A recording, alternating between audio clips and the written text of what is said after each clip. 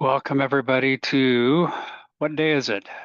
So June 9th, yes, the June 9th meeting of the single exit multiplex housing ad hoc tag. Can we get a roll call, Dustin? yes. It is opening up. Give me one moment here.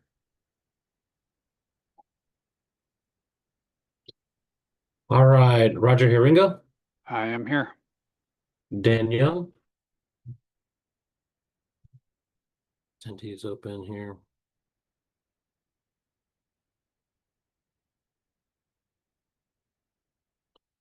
All right, not seeing Dan here in the room. John Hall. I'm here. Thank you. Joe Mayo. I'm here. I have some conflicts starting at 2 though, so I won't be here the whole meeting.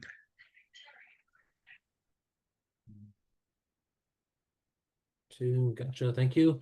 Andy Lorenz. I'm here. I also have another meeting at about 2:30. Gotcha. David Kinley. Here. Thank you. Jeremy Moore. Here. Jonathan Goldsmith.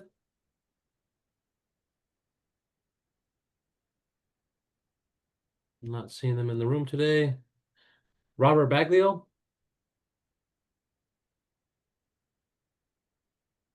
Not seen in the room.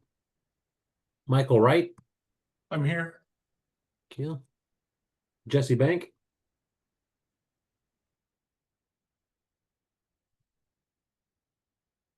Not seeing Jesse on the list. Shweta Sinha said that they would be a little bit late. Mike Messer. Mike will be joining us a little late today. Okay. David Lynham. I'm here now. Thank you. Thank you. Dave Cocott. Rich Geisky. I'm here as well. Thank you. Spencer Gardner.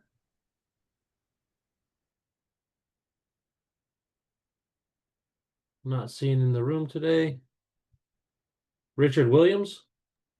Here. Thank you. And John Sue. Here.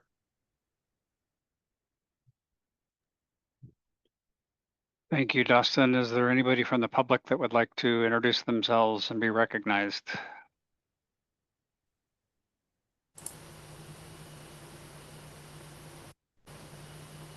Elizabeth? Yep, this is Elizabeth Torsky with Cascade Natural Gas. Thank you.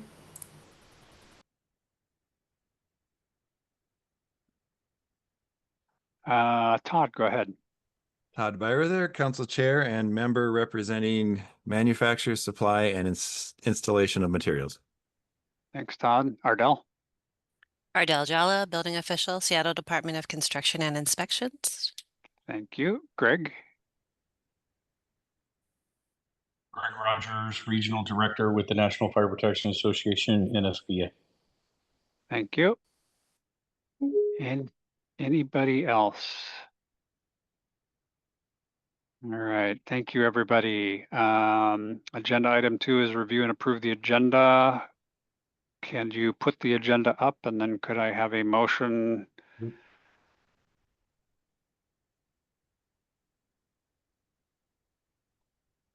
Okay.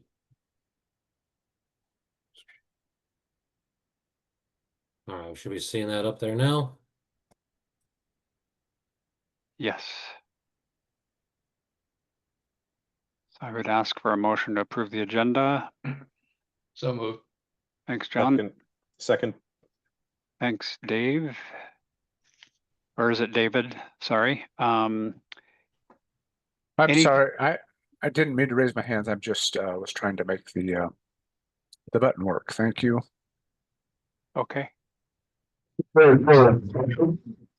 Proceed. Yeah, this on the agenda for the minutes for April 7th and May 19th. Have those been posted? Those are not ready yet. So then we'll have to amend the agenda proposal for to accept it. All right. So cross out item 3, is that right, Dave? You were a little bit garbled on my end, but Yes, if we don't have those documents, then item 3 would Okay. have to be removed from the agenda. and John, you made the motion. Would that be considered a friendly amendment? Yes. And the second, David? Yes. Okay. Any other discussion? All right. All those in favor say aye. Aye. Aye. Aye. Aye. Any opposed? All right. Agenda item number 4 then is the meeting schedule. And Dustin, I'm going to let you take this. Give me just one moment. I need to pull up the polling results here.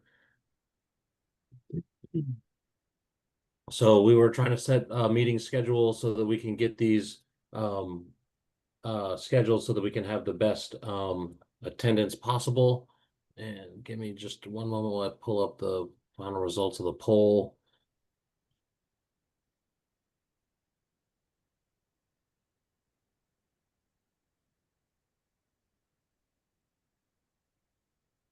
All right. I'm gonna pop that up so it's friendly for everybody to see. It's not popping out of my email.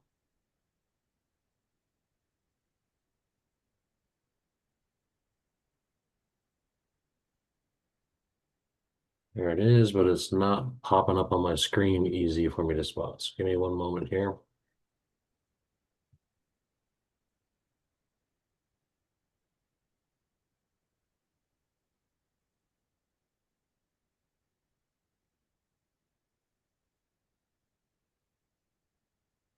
Here it is.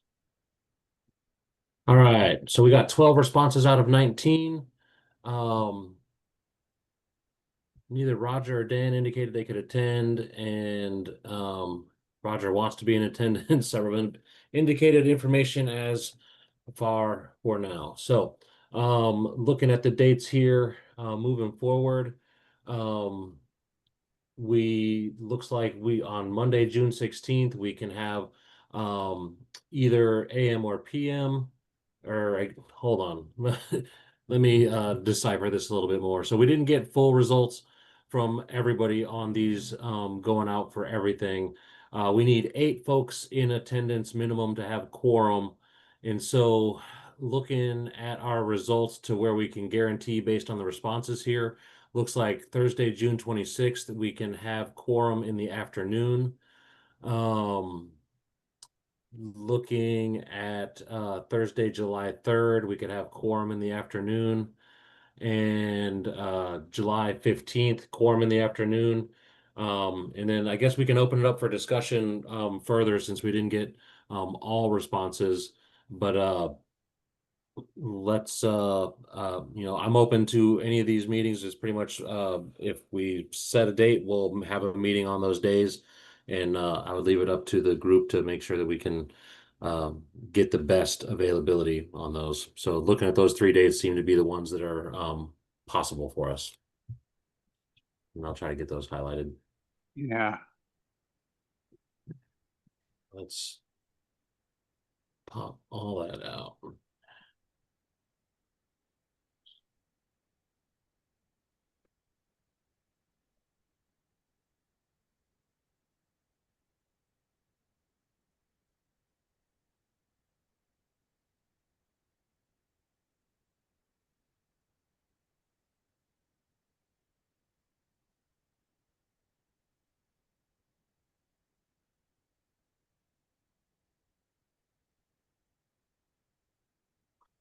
All right, so those are the 3 days that we have available, and looking at those, let me pull those out since those aren't what we're looking at. Okay.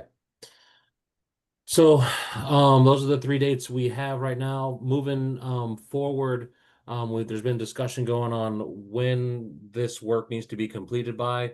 Initially, the goal was to have it done to be included in the CR 102 with the other Group 2 codes. But this is a legislative mandate task, and we're kind of scrunched on some time there, and the legal advice we have is that this doesn't need to be completed by December 1, but does need to be completed to be included in the 2024 codes. So the latest adoption would be by November 1 of 2026. The desire, though, is to have this completed in the first quarter of 2026, so that it can be included for publication in the books produced by ICC, with the intention that those are going to be ready for purchase in July. David, I'll get to you here in a minute. I'm just going to suggest that we should be thinking about the end of January of 2026 as our goal to have this complete, and that includes, you know, our whole process, including getting it out there for public comment. So, Dustin mentioned the first quarter. I think we certainly have time, but I think moving from December 1st to January 31st, you know, we have roughly 2 additional months in my mind. So, David, you have a comment? Yes, thank you. A question for Dustin. Dustin, do you have a ballpark date for when the 2024 codes might go into effect? Well, the plan right now is going into effect November 1 of 2026. Okay, thank you very much. You're welcome. And that'll give us enough time then by January to get that in? Yeah, so if we can have the work done and filings completed by the end of January, that would bring it into our WAC in time to have that by November 1. And then the talks I've been having with ICC for publication, they essentially need our proofs ready in about 3 months prior to the anticipated publication date. And so I've been targeting July 1 for publication availability. That way everybody can have those books available and looking at them for just about 6 months prior to effective date. Thank you. So any other comments? I am going to ask those 3 dates that are highlighted on the screen will be, I guess if people have significant consternation about that, if you could let us know at this point. Otherwise, I think those 3 dates is when we will schedule the next 3 meetings. John? Yeah, just, I mean, you can go ahead with them. I will not be able to attend on July 3rd, and I'll have to miss part of the meetings on the 26th, June 26th and July 15th. But, you know, okay, just letting you know.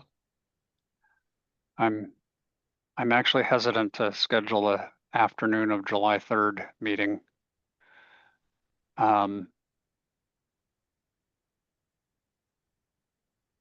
I would agree with that.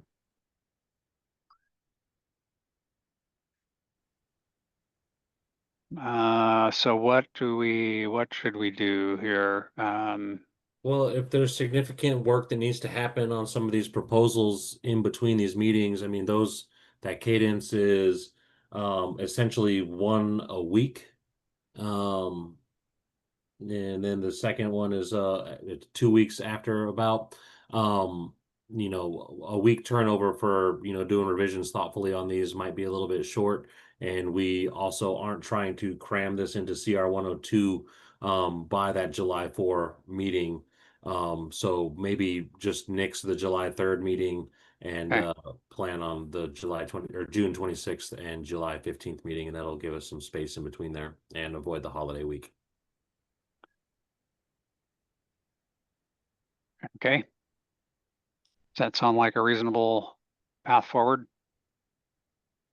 I think that, okay, thanks, David. I think we need to start at that June 26th meeting. We need to start talking about when we meet after July 15th. I don't envision that we're going to be done with 2 more meetings. So, but at least getting the next 2 meetings set.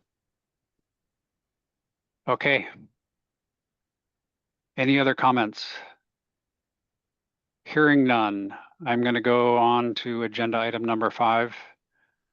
and I am going to apologize to everybody on the committee ahead of time. I have been on vacation and I'm just getting back, and so I am sure at some point I'm going to make a comment about something that we talked about at our last meeting that I had forgotten. So agenda item 5 is a single exit proposal. I see Ardell is on the, so there were not any additional proposals for the single exit. Our window closed here when, last week or the week before, I forget, something like that. I think I there's wanna, a second one, Roger. Nope. you do? I I looked thought this, Todd had one. Todd, did you? Todd had one that was, well, I guess that is accurate. Todd had one that kind of covered a framework for both the okay, single exit and the multiplex, and I think that that's my mistake on that one. That one okay, is published online, but it's included. It should have been included on both columns for the single exit and multiplex housing, and I may have okay. missed that one for the single exit proposal. But we did at the last meeting make a motion to set the 001 proposal as our baseline document. We did, Right. but I think, this is Richard, I think that second proposal showed up after we had voted for that. I noticed it the week or two after we had made our after our last meeting. You're saying Todd's proposal showed up after we had voted on it? Yes. After we voted to hear the WABO proposal. I'm not saying that it wasn't submitted prior to the deadline. I'm just saying I didn't notice it until last week or the week before. I didn't see any notification that a second one had been submitted. Okay, the WABO proposal has been submitted for quite some time. In fact, it was submitted as part of the IBC. Todd's proposal came in at the end of the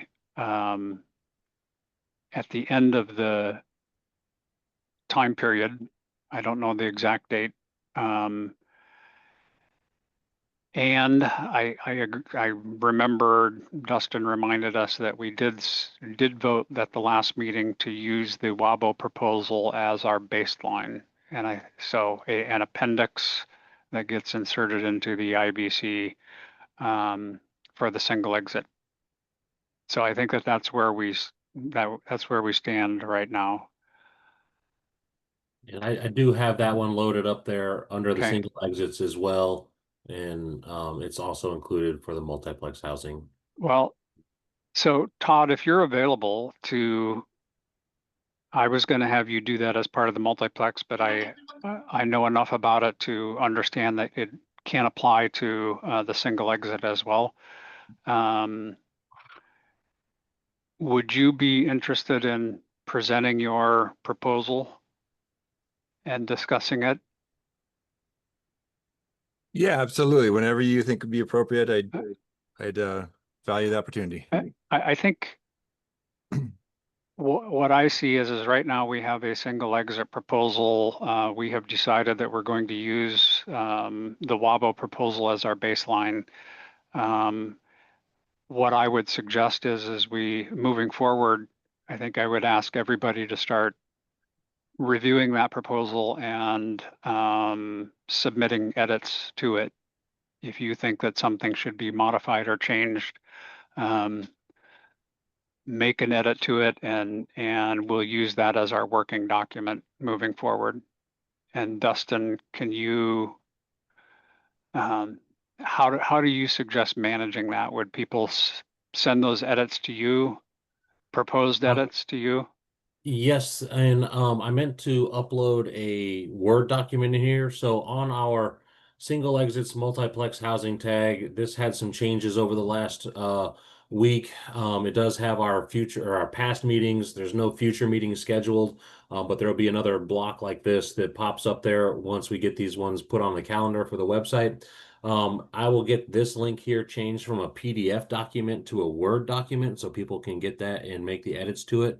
And my ask would be that we show those changes using track changes to that document, and we can bring those different documents here, and I will just label them as a revision, proposal number 1, 2, 3, etc. And the plan will be to also kind of get those logged in here to the proposal log, but we won't be giving them new numbers. We'll kind of just reference them to SCP 001, proposal 1, 2, etc. as we go through. And then as we go through these and create different revisions at the meetings, they'll be labeled as revision 1 with a R1, R2, etc. as we go through the meetings. Okay. So with that, I think, Todd, why don't you go ahead and start presenting your proposal and or your thoughts on moving forward. Okay. And Thank I'll let you. you share. You'll be able to drive it a little more succinctly than me while we're doing this. I'm sorry, Dustin, you'd like me to share my screen? Yeah. I mean, I can Okay. share it for you if you like, but I think Nope. if you're pointing around and driving around, it'll be easier. That's okay. Thank you. Okay, thank you, everyone, and thank you, Chair. So what we're talking about here is, let me try to get to this proposal. So this isn't specifically, if you read through it, it's not a prescriptive proposal. I did submit it within the window so that it was very transparent and we could submit this and get it posted. But if we can back up just a little bit, this tag is about 2 years in the making, both in terms of the legislation, but also how the council's been thinking about how to address these 2 legislative mandates. And we technically don't, the council technically don't have a procedure for this type of legislative mandate. We talked a little bit about it at our full council meeting last Friday to start to establish whether or not what engagement the council can or should have when this tag asks questions and asks for quick responses. In short, it was set up as a technical advisory group because that's what the legislation says it is.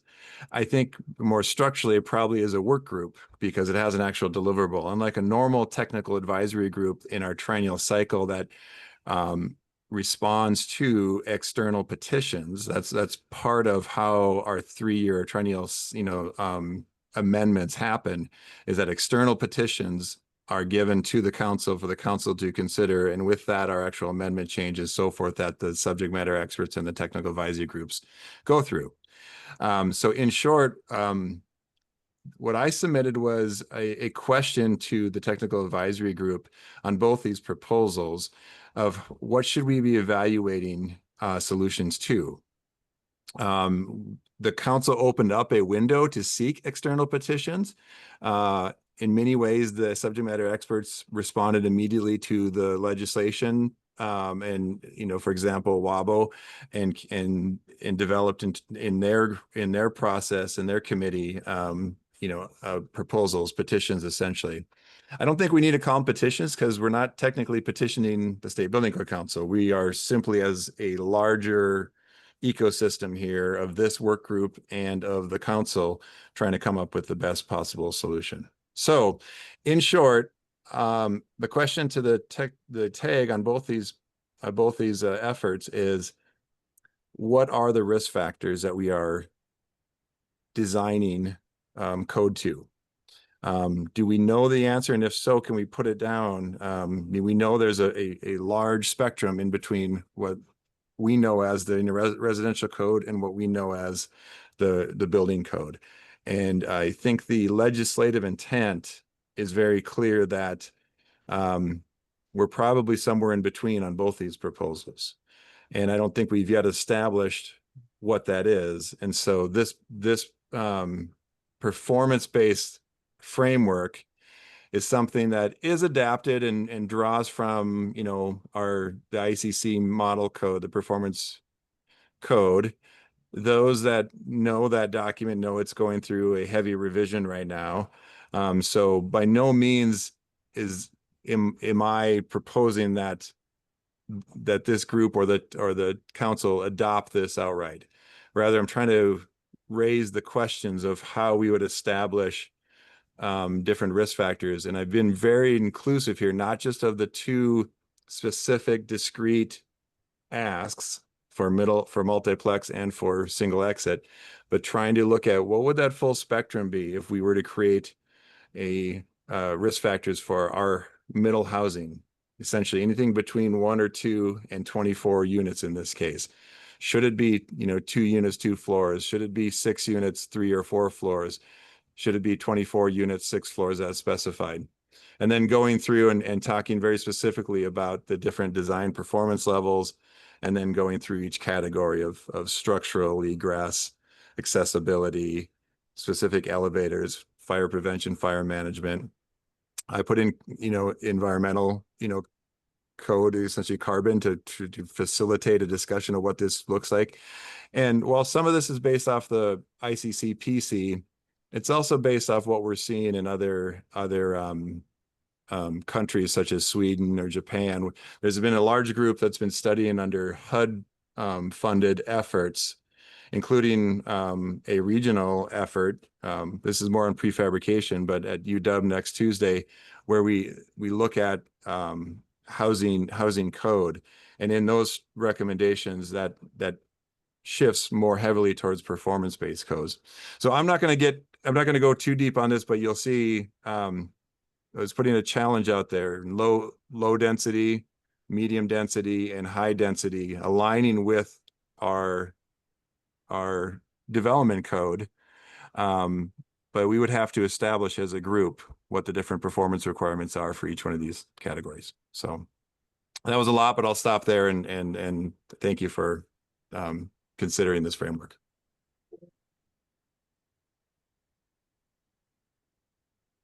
Are there questions? Richard, go ahead. Hi, Todd. I know that the legislature is mandated that we consider, any of our proposals to come out of the IRC, to be something that's able to be built according to the standards of the IRC. Are you intending for this to be essentially a third code? I guess I was reading through it. I'm not sure. I mean, it's obviously performance-based, so it's not going to be anything out of the IRC per se. And I'm just my first question to that would be, is this within the scope of what we've been asked to bring? Yeah, good question, Richard. I think it's in response to specifically to the ask by one of the bill sponsors. When the ask is to put a sixplex in the IRC, I mean, obviously that we could challenge whether or not that extends past the current understanding of risk factors in the IRC. So therefore we could jump all the way to the level of the IBC. But I think very specifically the legislative intent is asking for us to identify what that appropriate risk factor is. So again, while I'm not specifically proposing that we adopt a full performance-based code, although I think we should be moving towards it as a state, I think you're right that could be viewed as outside the scope of what was asked. What was asked could be interpreted as two discrete prescriptive solutions that meet those requirements of legislative intent.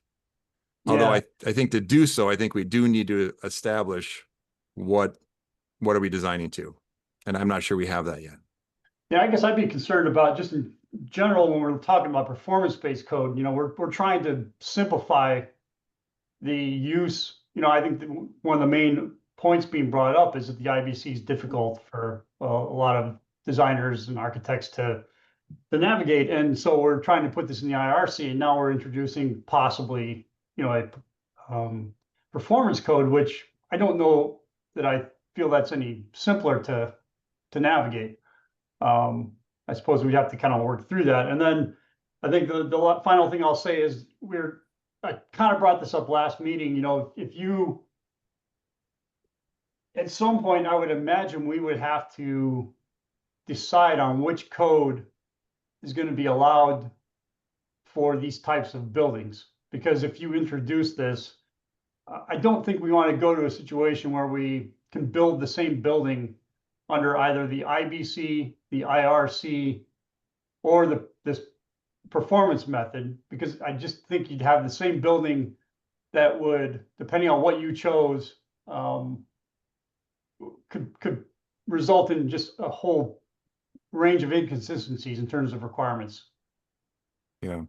Richard, my question is, in my opinion, and I have this highlighted in yellow here, the most likely solutions will be from the two codes, right? The different strategies. They're responding to the requirements of this performance, this framework, whether it's officially adopted as its own code. And so in that, in addition, as the prefabrication world, and so I'm representing materials, including all the way up to, industrialized housing, the asks are very specific of how do we propose a baseline prescriptive solution, which I believe will be the outcome of this group, and how do we also allow for innovation and more repetitive system level assembly or system level designs that are being asked for in housing. So I'm not saying that's the scope of this group.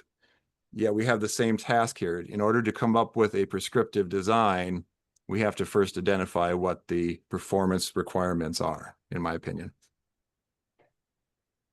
But I should phrase that as a question instead of an opinion. I kind of wanted to, John, I'll get you in a minute. I kind of wanted to remind everybody, according to the legislature, we are required to include a single exit provision in the IBC.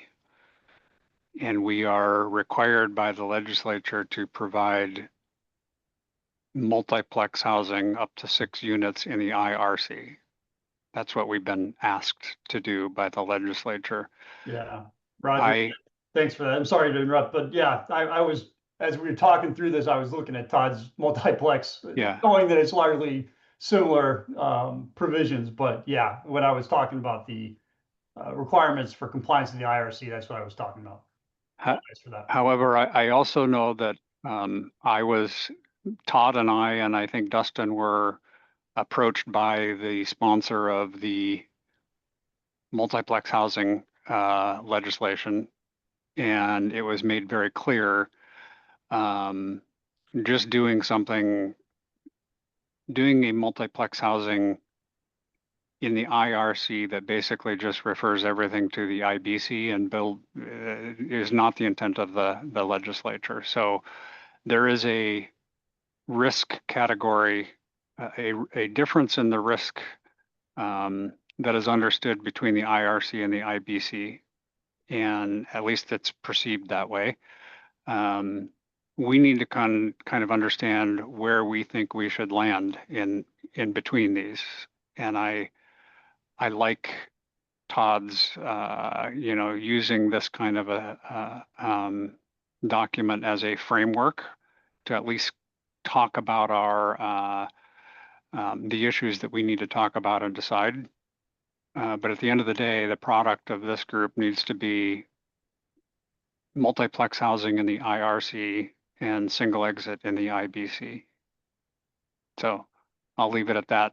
John, go ahead. Yeah, I'm just thinking about this. If we use this document sort of as, how should I say, discussion points, if that's the intent of it, to help guide the discussions in some ways, I can see how this might work out in some ways. But, so and I agree that we need to discuss how we're going to discuss risk and the hazards and things like that. And maybe this can be used as kind of some guide to do that. Going further than that, and then calling, adopting this, I think it would take a much longer discussion than we have time for.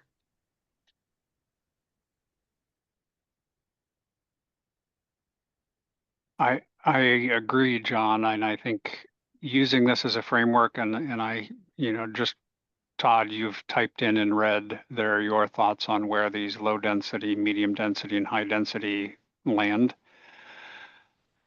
It makes a lot of sense to me. And so as a group,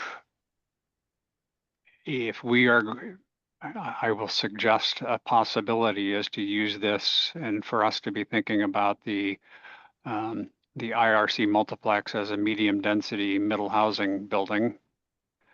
And let's look at what's in this document that might suggest that, and at least we will be able to, you know, raise all of the issues that we know that we need to talk about and address.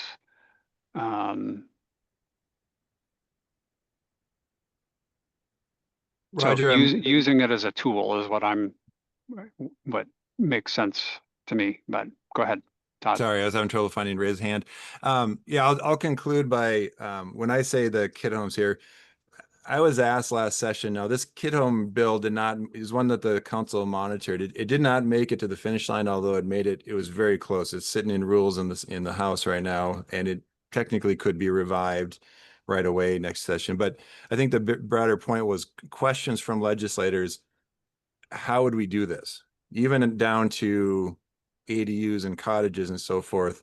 How would the council, deliver those kind of, lower risk categories? And so I agree, John, this is in itself a whole ask, but if we can start to establish a framework, and then when we get to questions that would be outside of what we could be or should be the rulemaking authority of the council, we can go ask the legislature, with this framework and have them help guide us on mandates, related to these other efforts. So I think that could be another possible outcome, that we've simply established a framework and then adopt the prescriptive solutions that we're required to do. So, okay, I'll hand it back. Thank you.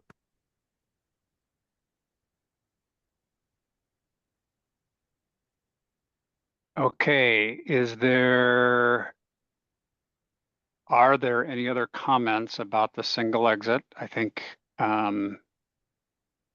my suggestion is we all dig into the single exit proposal that we have that we're using as our working document. There will be a Word version posted on the website.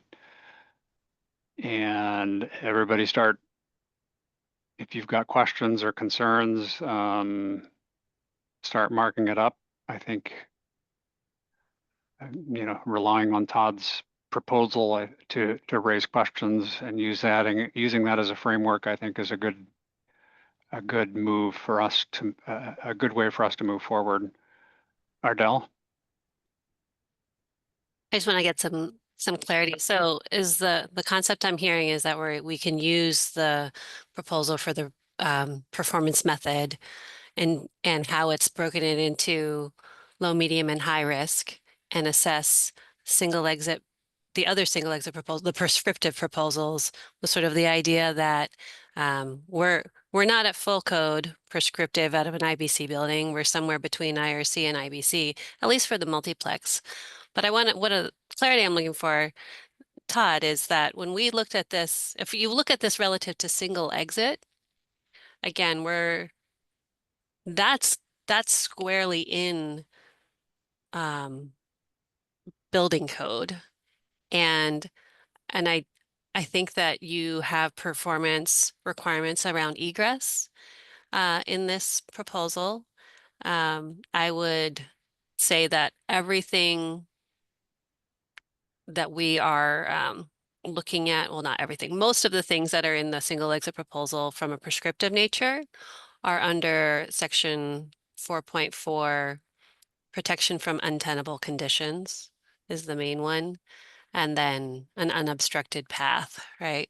Those are sort of the two biggies from looking at this proposal that you've given and applying it to the single exit. Are there other provisions in here that you see being able to help identify a framework for evaluating the other prescriptive single exit proposal? Yeah, if I may, Chair. Yes. Thank you, Ardell, for the question, because I'm very excited, as expressed, in many meetings here. We have this brain trust available on this call that's been through this, and Seattle's a great example where you've wrestled with the idea of a 6-story building, you know, in the case of a type 3, and what that means, you know, and that's a requirement here. And I'll just use that as an example.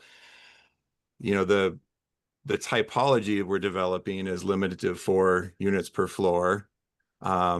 It's not a, you know, a larger area that aligns with our other construction types. You know, we likely aren't building a 7,000 square foot or larger floor plate on those structures. So that kind of leads us to the question of, well, what is a 6-story typology? Do we, when we jump from 5 to 6 across the rest of the state, are we really saying we have to go to a 2-hour construction type? And are blocking out, you know, what, because I think as we talk through the structural side of it, I think we're all confident we could design a 6-story building with you know, the full range of different materials, but there's obviously different risk considerations there for egress and fire and so forth. So I think that'd be one example of, it'd be nice to unpack that more. And that's only one example, of course. Yeah. Thank you.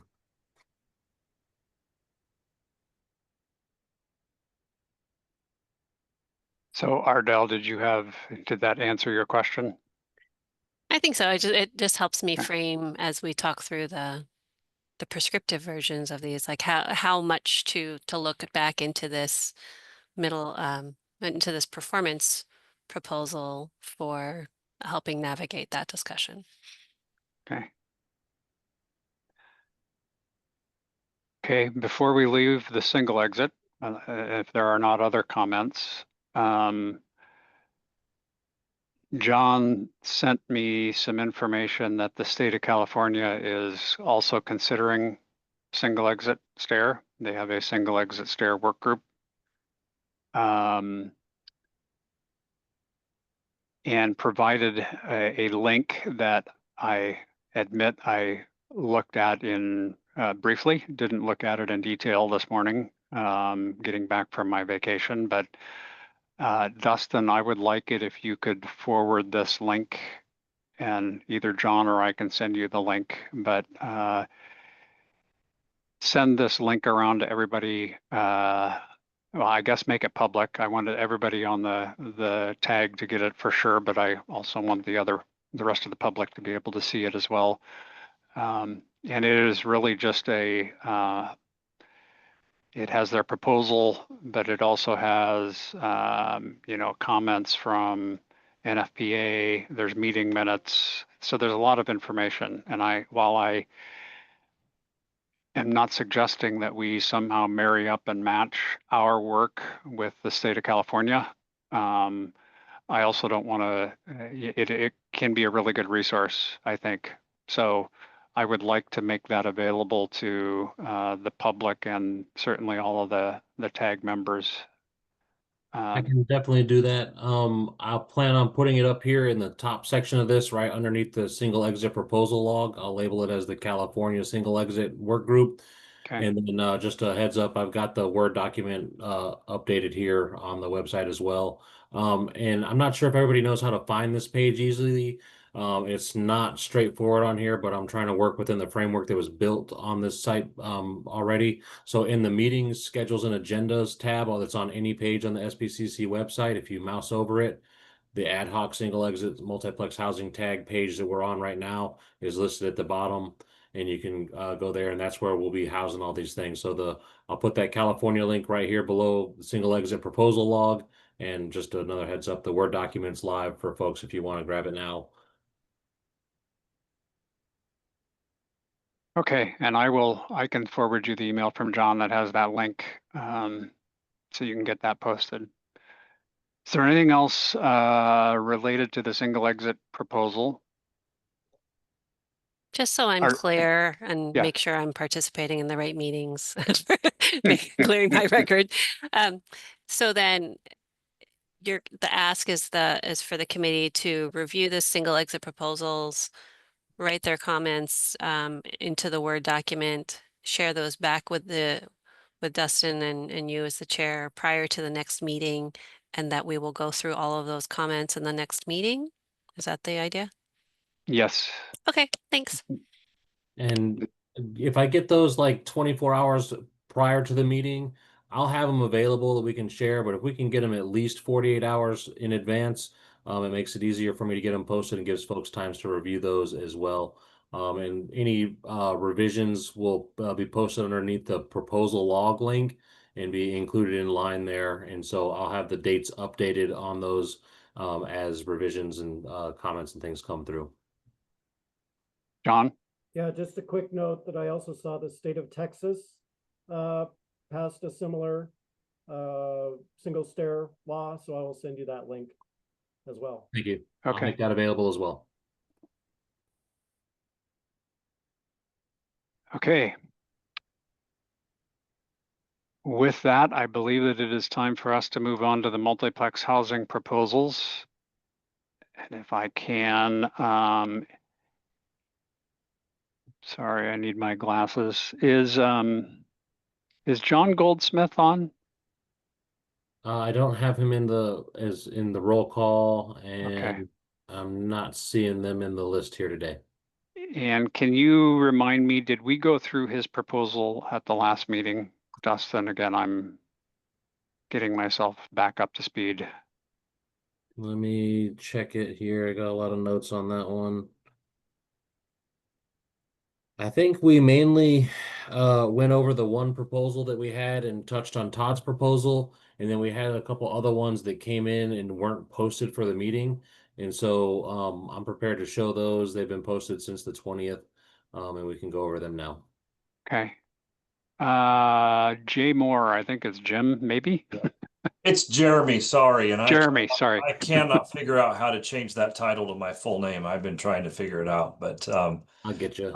John Goldsmith just emailed me, said he's stuck in a meeting and he's having connectivity problems and he's locked out of his phone. He's been trying to get into the meeting, so he may be able to get in before we're over, but he's trying. Okay. Yeah. John Sue. Yeah, I'm not sure what you're intending to do as far as for how we're going to process these.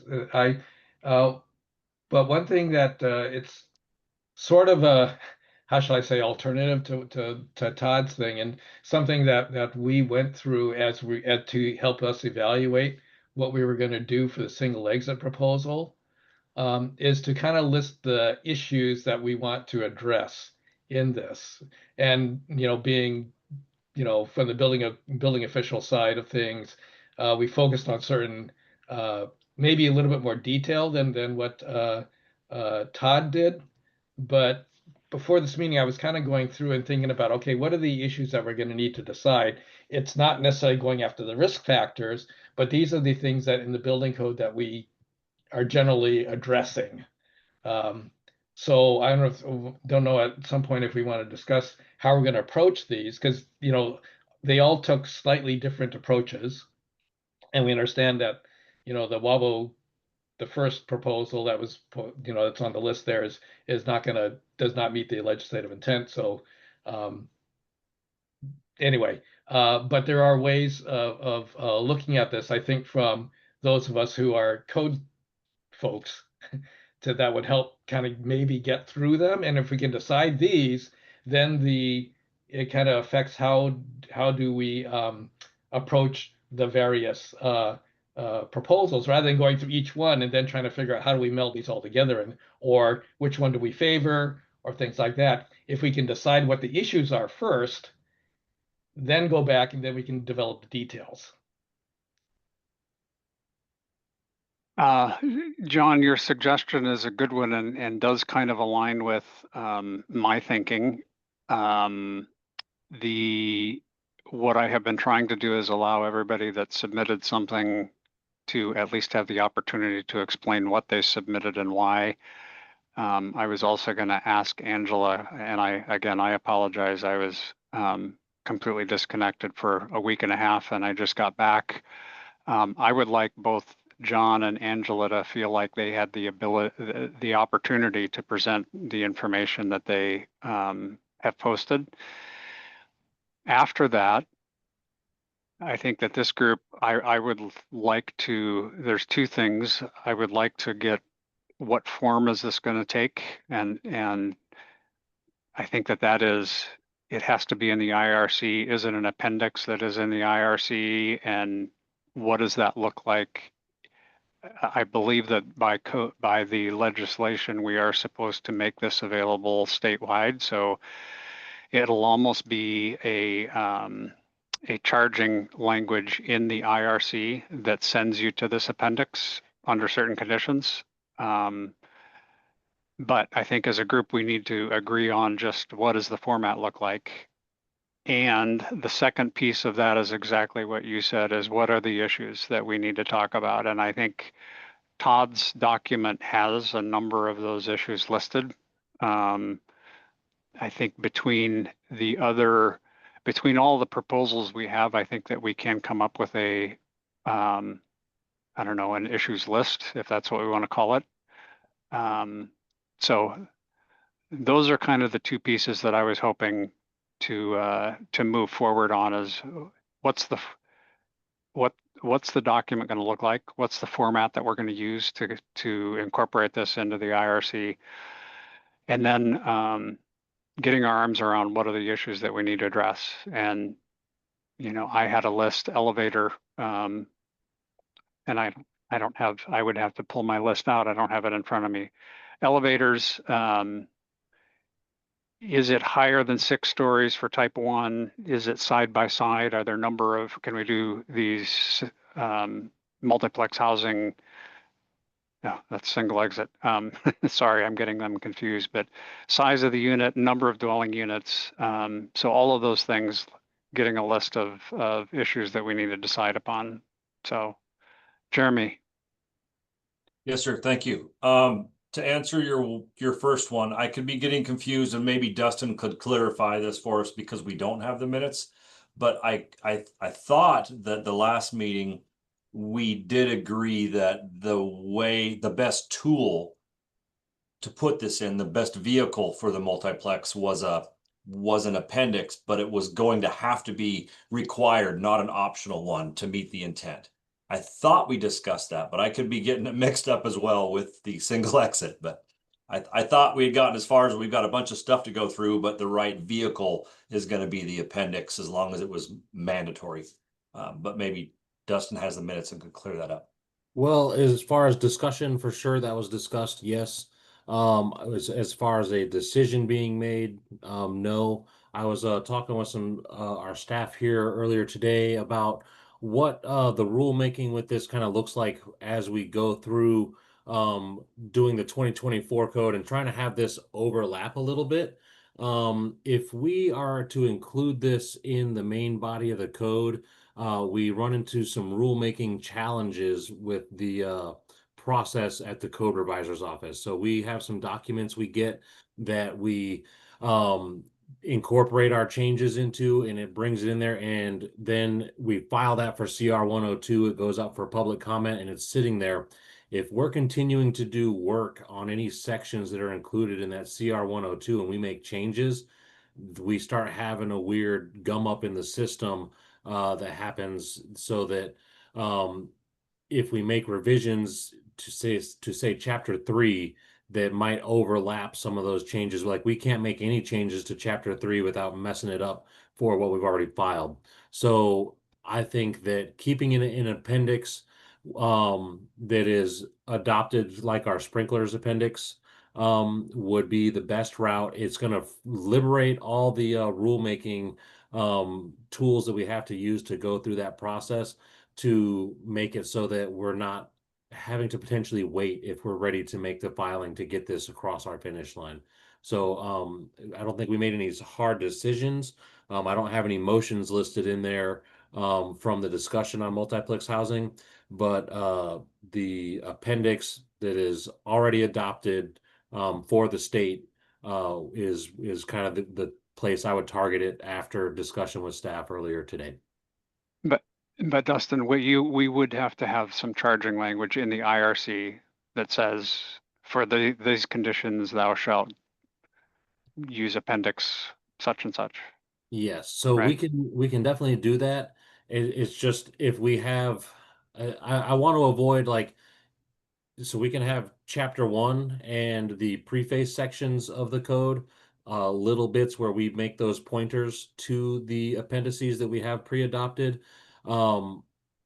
Whereas if we had this in chapter 3 per some of the proposals we have here, we will have to hold until we get all the way through CR 103 before we can start doing some of the other rulemaking process through these documents. So a small change that happens at the end, not so hard to do, but if we have something that overlaps a large chapter like chapter 3, we'll have some gum in the works.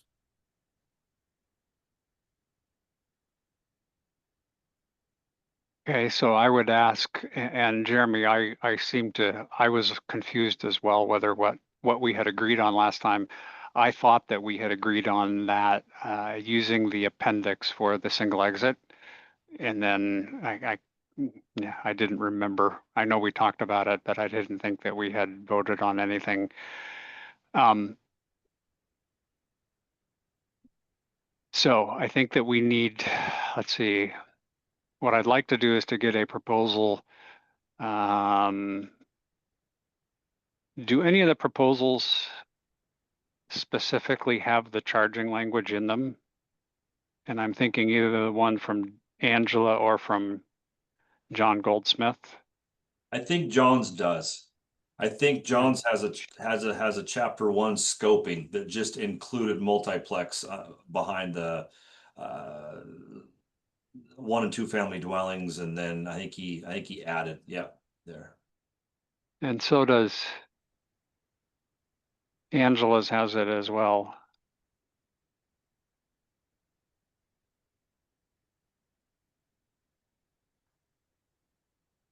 Richard, go ahead. Roger. Dustin, I think you were just talking about a pointer from chapter 1 or the IRC. This would probably be a question that would apply to all these proposals. Have we given any thought to a pointer in the IBC that directs you to be able to use the IRC for a building like this? And what I'm thinking of as an example, off the top of my head, is in chapter 3, 310.4, where it directs you to be able to use either the IBC or the IRC in certain conditions. Do we think that might be something to consider? And if we deem that to be something worth considering, are we able to do that? I think we are able to do that. It's something that I don't think is included in any of the proposals we have listed to date. But that could be one of those considerations we were talking about bringing forward per John Sue's suggestion. Making sure that the codes are correlated at the end of this process. Okay, thanks.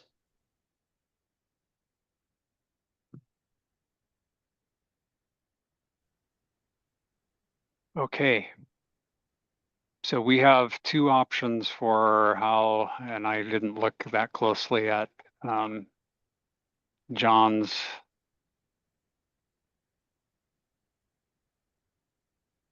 They look similar. Let me pull them up side by side. Yes.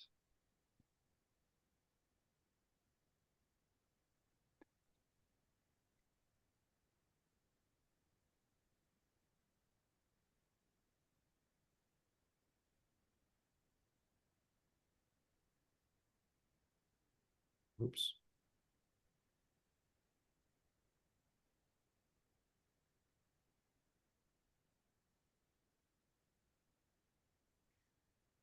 You got to move up.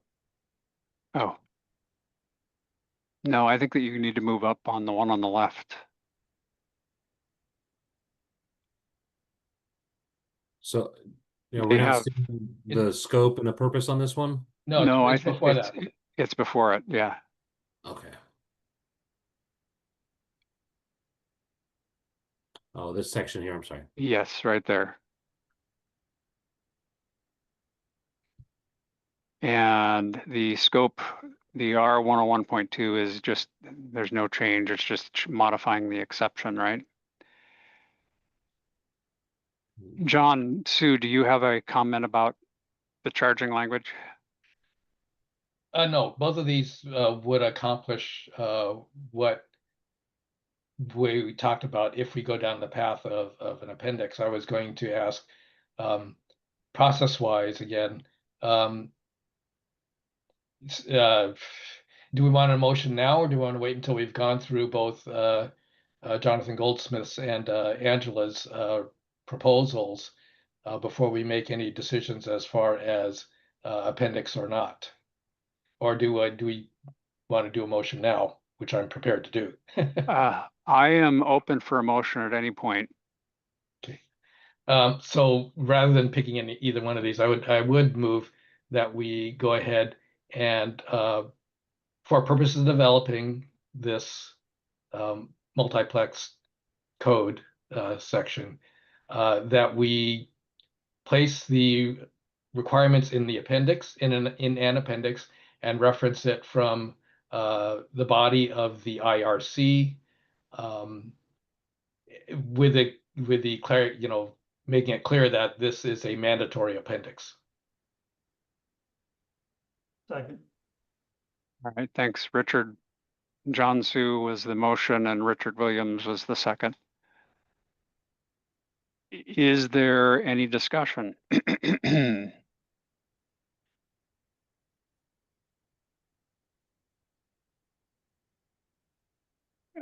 David. Yeah, I just wanted to get some clarity. I actually have seen merit to either one of these, but I'm just kind of curious in terms of, I just see it in the future, I guess, as developing into something that may be more in the body of the code. Is this just for ease of creation, or to put it into an appendix, or I guess I'd like some background on why we think it should be an appendix more than in the body of the code. John, do you want to answer that?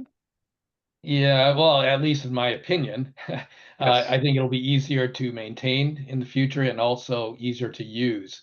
What I anticipate doing, and this is some of the comments we'll discuss in detail as we go on, but a lot of these appendices are developed such that you say comply with the whole code. So in this case, it would be comply with the IRC, except as modified by this appendix. And to me, that simplifies a lot of the things we need to do.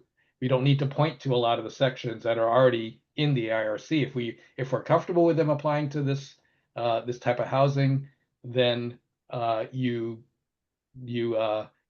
keep on building it the way you have been in the IRC.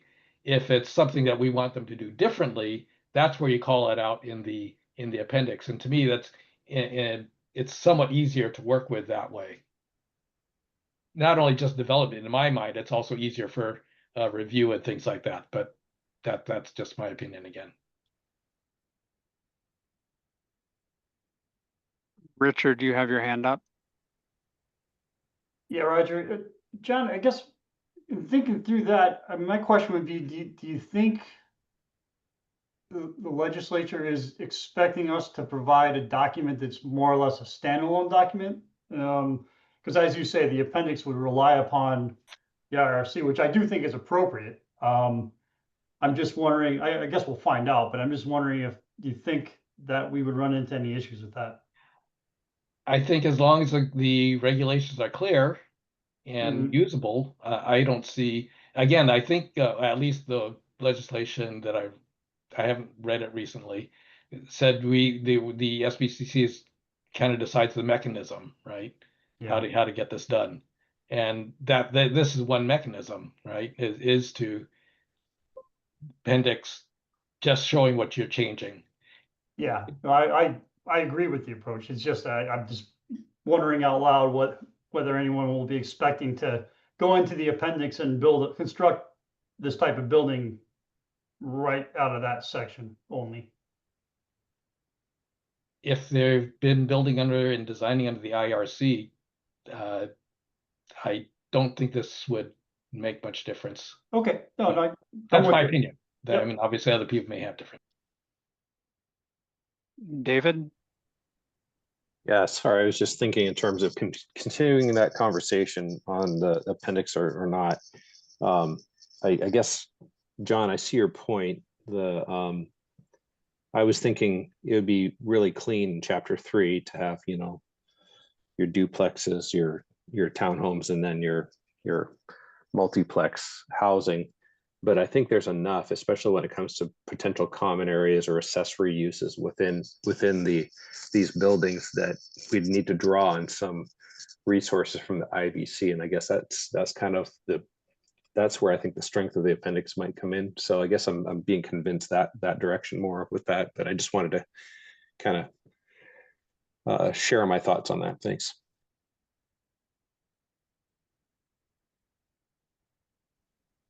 Hey, I was looking for, I wanted to, I don't know if Marcus Johnson is on or not. I know Marcus submitted, one of his proposals went through and made the modifications within the body of the code. As I started reading through that, there is a lot.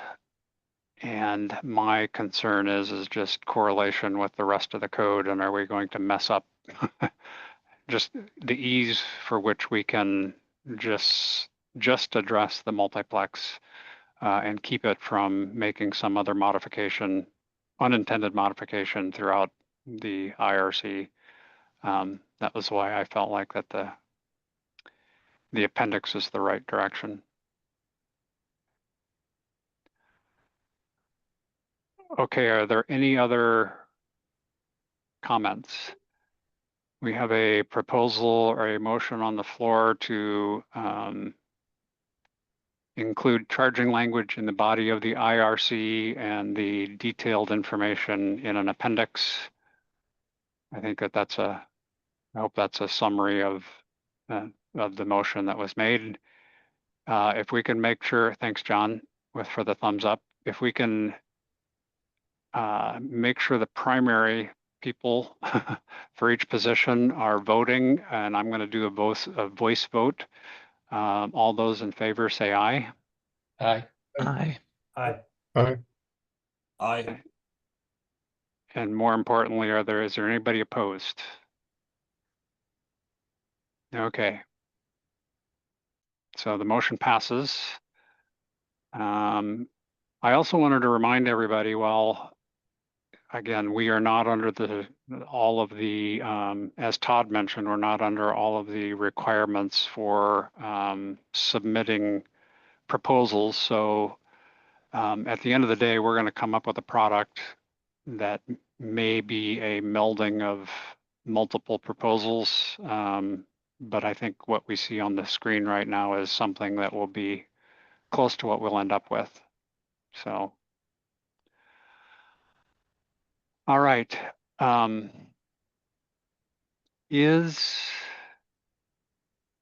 see, so Angela, are you on the line? I thought I saw your. Can you hear me? Yes. Okay, yes, I am. Are you, I want to ask you, did you have the opportunity to, do you feel like you had the opportunity to go through and present your proposal? No, I had not got my proposal in time for the last meeting. And since then I did my revised proposal, which is the one that I would move forward. Okay. And yeah, I mean, yeah, it's fairly straightforward. I mean, it uses as much of the IRC as possible for separations and things like that. And then it basically, though, includes the accessibility requirements from the IBC. And then it does, it requires 13R sprinkler system, mostly because the 13D system can't be used for 6 units. And I don't think we should do away with the sprinkler system.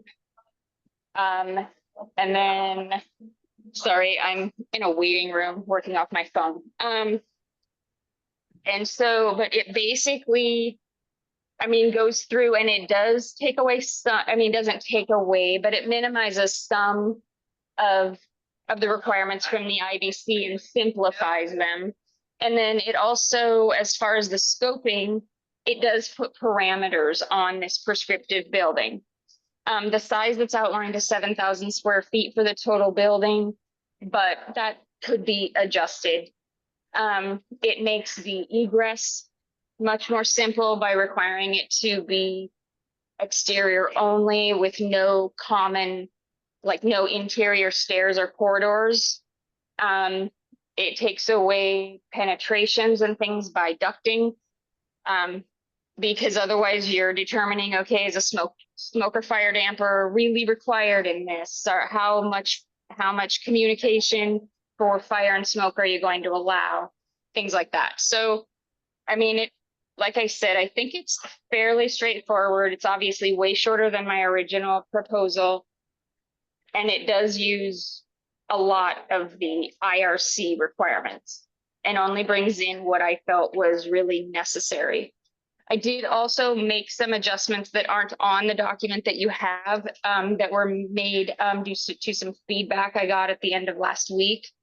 I can send that document to Dustin if anybody, if it's relevant. But otherwise, again, it's only supposed to be pulling in sections that aren't already present in the IRC to make the construction more streamlined.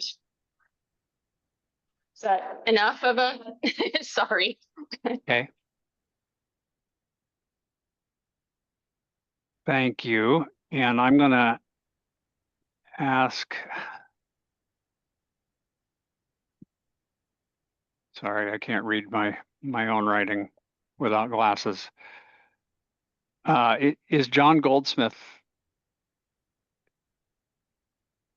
I don't see him online here today. Okay. Okay. So our path forward, I really would like to get into the nuts and bolts of what this appendix is going to include. I like John Sue's idea of creating a list of, I don't know if it's issues or items that we need to address.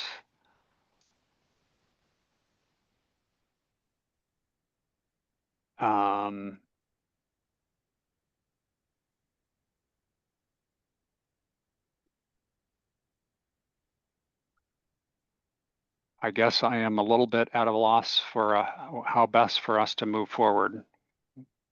We've got 2 hours, an hour and 45 minutes left.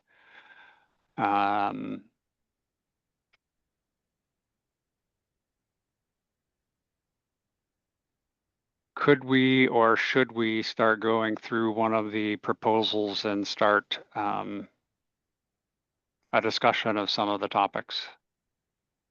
Well, we got 5 hands up. Oh, I don't see any hands up. Oh, we got Oh, Dave. there we go. First. Dave, go ahead.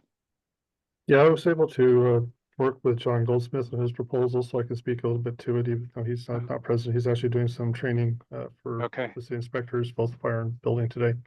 John tried to make it as simple as possible, and I think that between Angela's proposal and his proposal, we can do a melding of those two because they are basically trying to simplify things. He's trying to keep, and I think he did a very good job with his economic analysis as well, showing what the savings were going to be with that. I think it's just a matter of making sure we catch all the different things. And John had John Sue was mentioning a checklist. John kind of went through that and he says, here are the things that we'd have to do to make this work, to make it clear. And still, we did agree, yes, the NFPA 13, our sprinkler system should be in there regardless of whatever proposal we have. But there are some similarities between those two proposals. I think that we might want to mesh those two together to see if we get the best out of each one. Okay, thank you, Dave. John Sue? Yeah, as far as the path forward goes, I do think rather than trying to go and start getting the nuts and bolts of the actual proposals, again, I think that's why I'm suggesting maybe we should talk about what are the main, at least the main topics we need to discuss as part of these, kind of set that framework, and then, as you know, similar to what Todd was talking about doing, set the framework, and then people can go back and at least say if or how when they're reviewing each proposal, if it does addresses these issues, and how it does it if it does, or do we need to address these? That's kind of the, you know, I think the path forward here, and we can use these couple hours to discuss at least some of the issues to help again guide that future discussion on the details of each of the proposals. If you like, and you know, we've got a couple more comments here. I can share my screen and show you at least. I developed a very quick list, you know, in the 15 minutes before this meeting started of a few of the issues that I, you know, can think of. And obviously, this is not the with exhaustive list. And so the idea being, okay, here's a few thoughts. Are there others we need to include, or do some of these come off the table? And that's part of the discussion I think we need to have. Okay, I'm going to take you up on that, John, but I want to hear from David first. Thank you very much. I think when we were talking about this, I am most productive when I actually have proposals in front of me to consider. I haven't been incredibly successful with writing code by committee, but I'm a lot more effective at having language, you know, specific strikeouts that we might consider. That would be most effective for me anyway.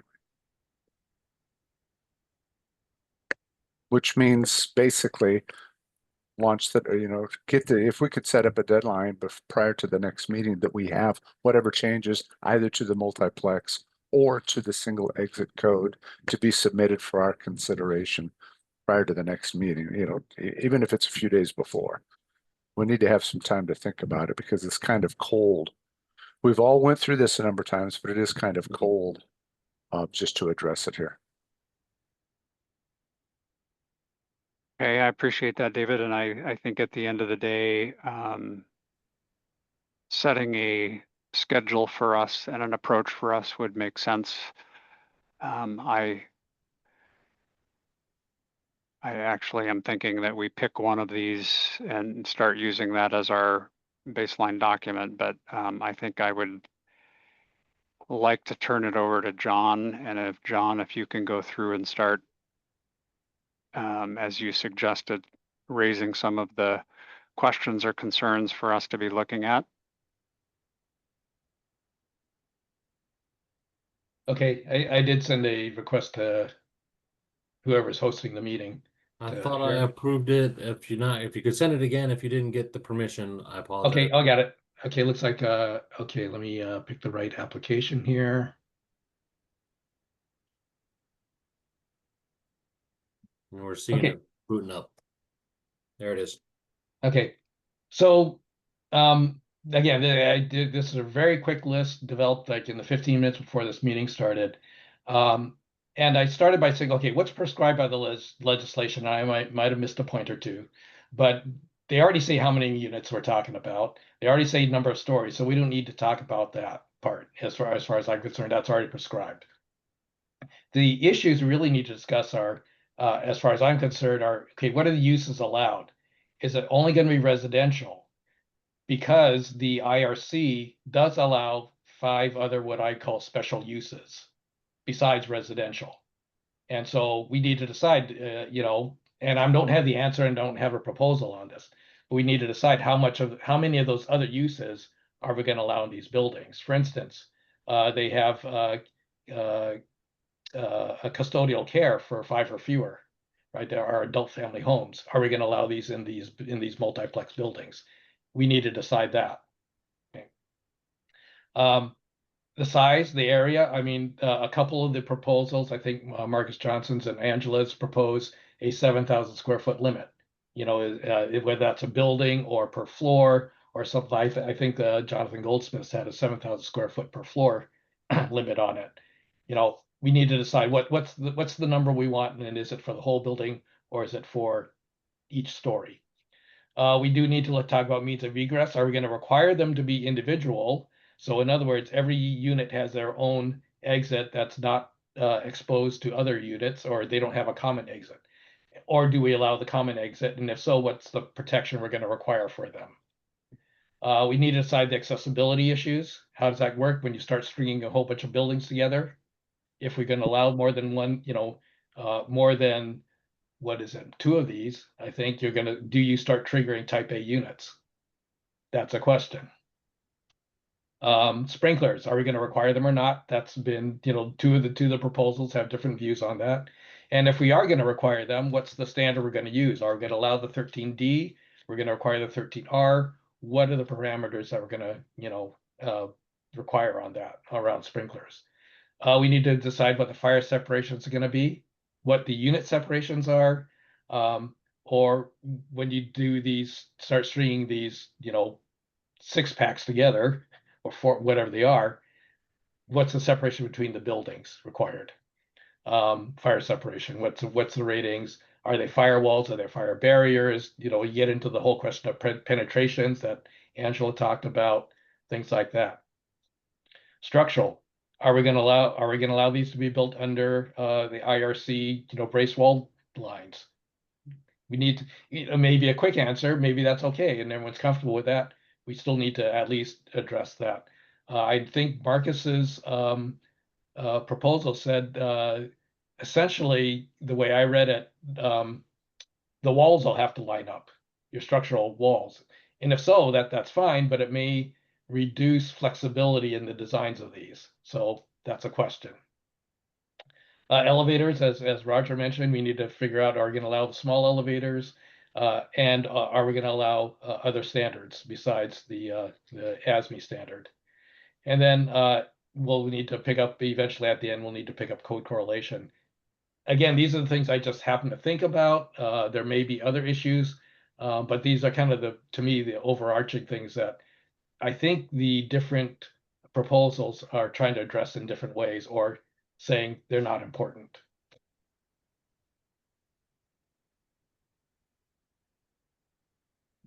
Jeremy.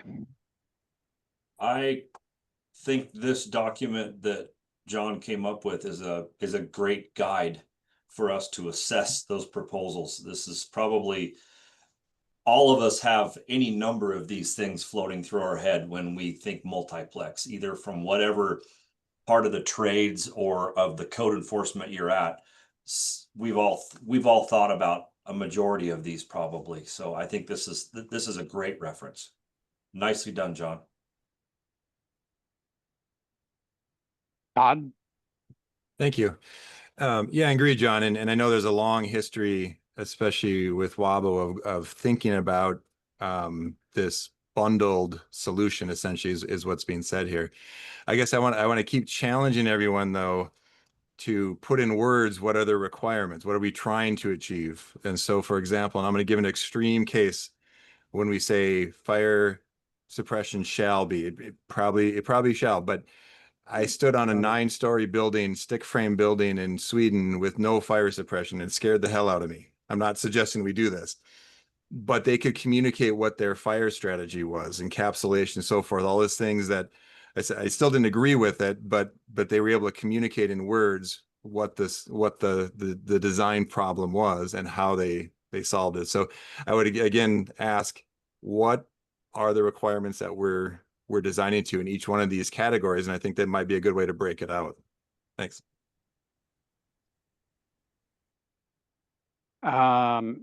S. Gardner.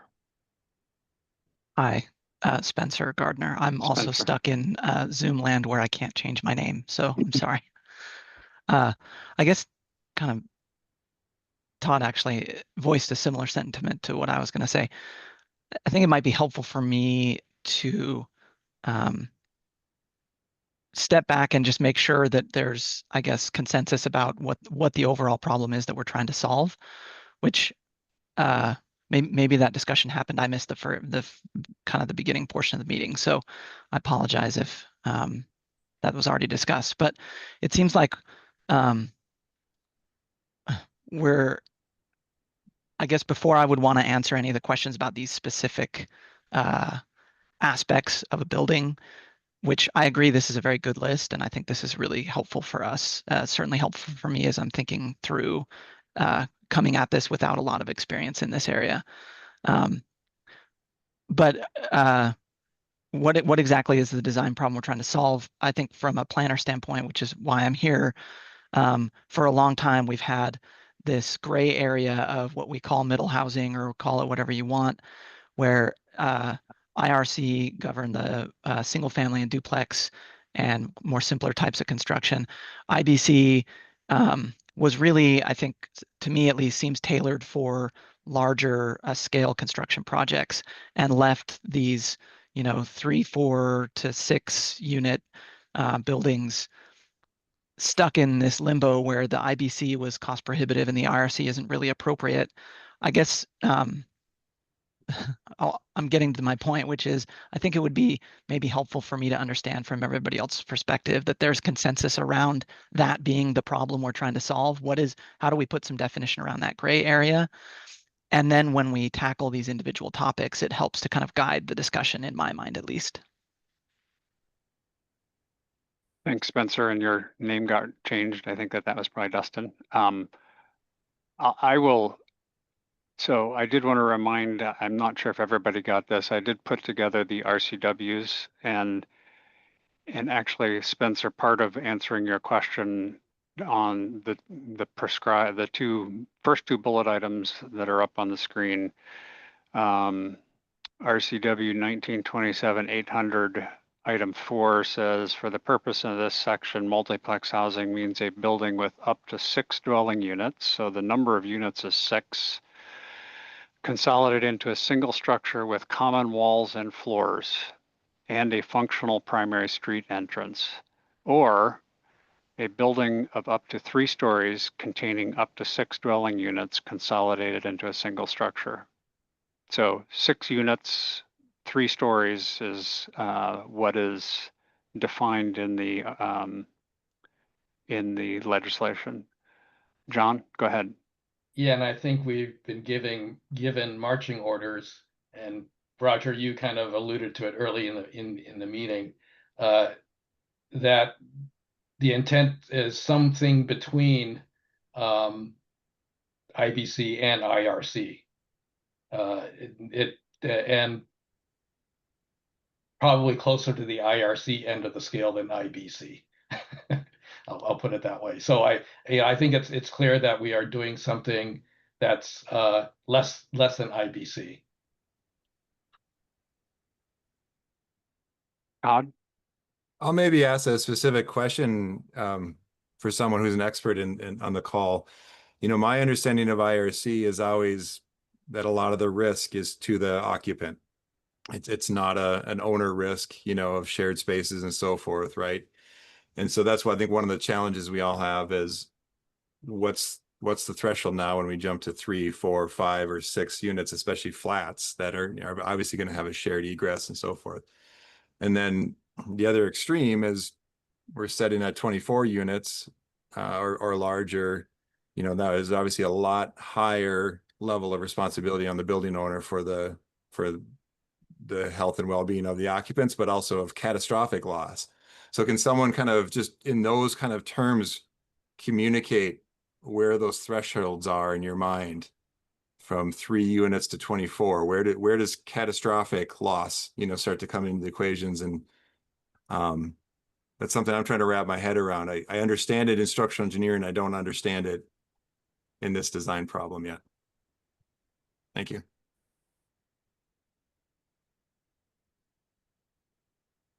Any takers? Dave? I don't necessarily think I could answer Todd's question for that, but kind of addressing a couple different things is I kind of heard that we were kind of in a no man's land of code, and I think that's a misunderstanding of the codes. The sixplex is automatically in the IBC. What the legislative direction is doing is requesting the Building Code Council to evaluate the construction requirements to facilitate a lower cost construction for what there's a new term, because it's not in our codes currently, for middle housing. So when you look at the two types of occupancies that we're thinking of, single family townhouse duplex or single unit, single dwelling facilities. From the safety standpoint, that would be an NFPA 13D fire sprinkler system, which is not designed to put out the fire. It is only designed to allow people to get out of the building in enough time to be able to be safe. Fortunately, that we can still get most of those systems will put out a fire if there is a fire. And then when you get to the multifamily, which we have a dwelling next to another dwelling with very little separation, I'm not talking about townhouses, we don't have a 2-hour separation between these. There is a higher risk between the two different, you basically, depending upon the neighbor's lack of negligence and making sure they're careful with what they're doing. And having had a situation that my daughter lived in an apartment building at Eastern Washington University, a fire occurred in the room right next to her bedroom while she was asleep. And she was able to go back to that room and go to sleep that night because of fire sprinklers. If there wasn't fire sprinklers there, I'm not sure what had happened. So when you start getting more than one family group into a building, especially several family groups in a building, the risk of fire goes up.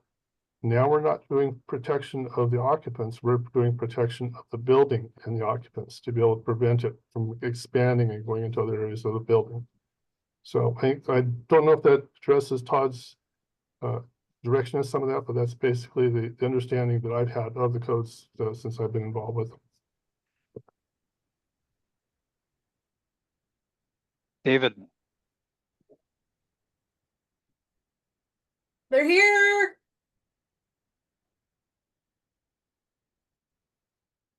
Yep, sure is here. I'm sorry. I keep chasing down the button and just can't seem to get it. I want to reiterate what David was saying there about, and I'm not sure that the requirement to have a catastrophic failure is something that's within the provisions of what we have to talk about. And catastrophic, I guess, depends on whether it was your house that burned up or not, or whether, like David said, it was your room in the off-campus housing that burned down or not. It's kind of on the each.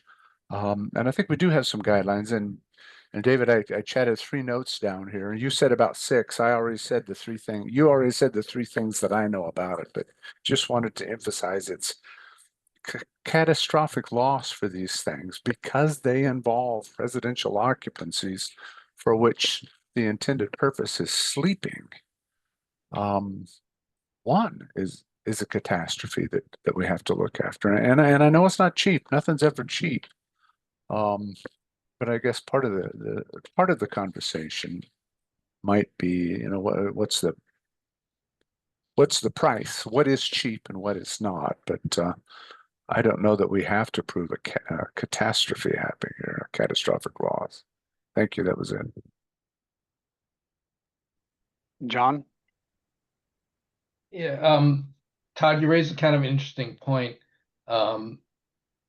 It's kind of, I don't know, once you decide what the risks are, which is what we're kind of talking about and what you're kind of asking about, here's the risks, here's the hazards, here's the exposure to other people, and or to the property. And usually, in my experience anyway, we've been trying to focus on the people, less so the property, but even though it's still there, the primary focus is on preserving life, right? It's life safety, as we call it.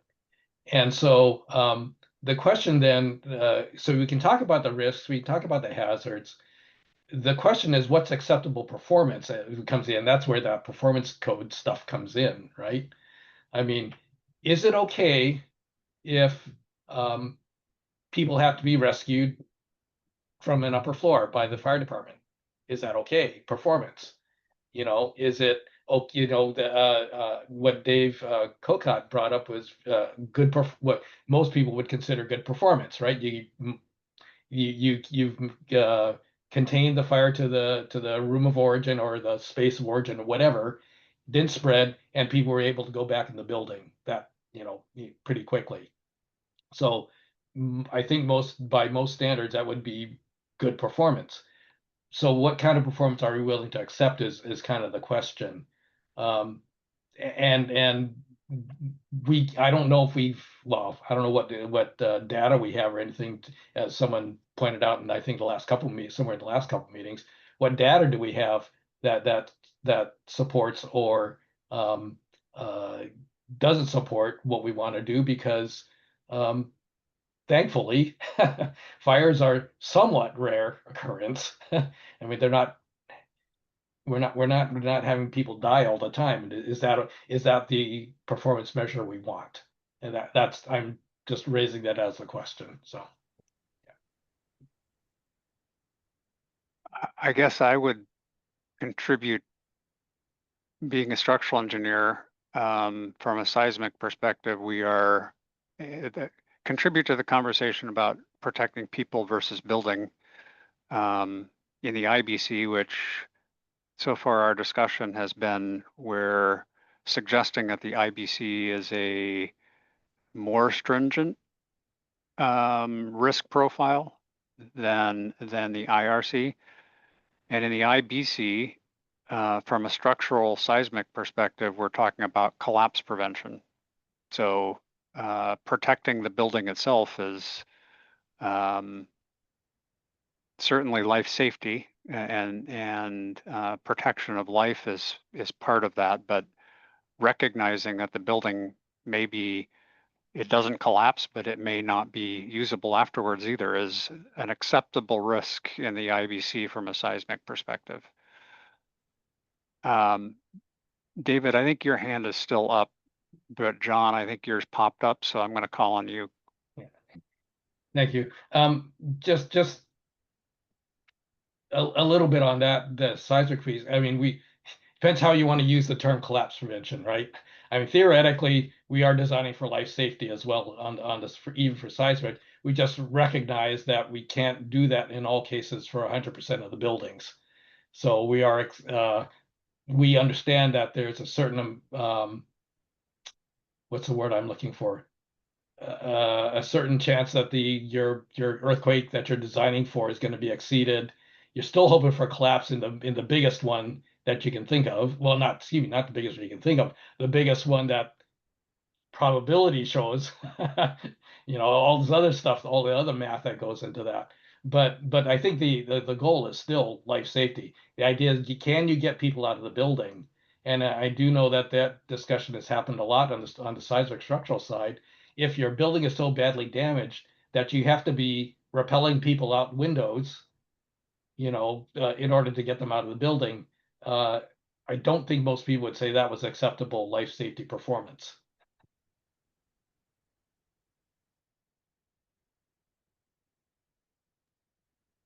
Todd?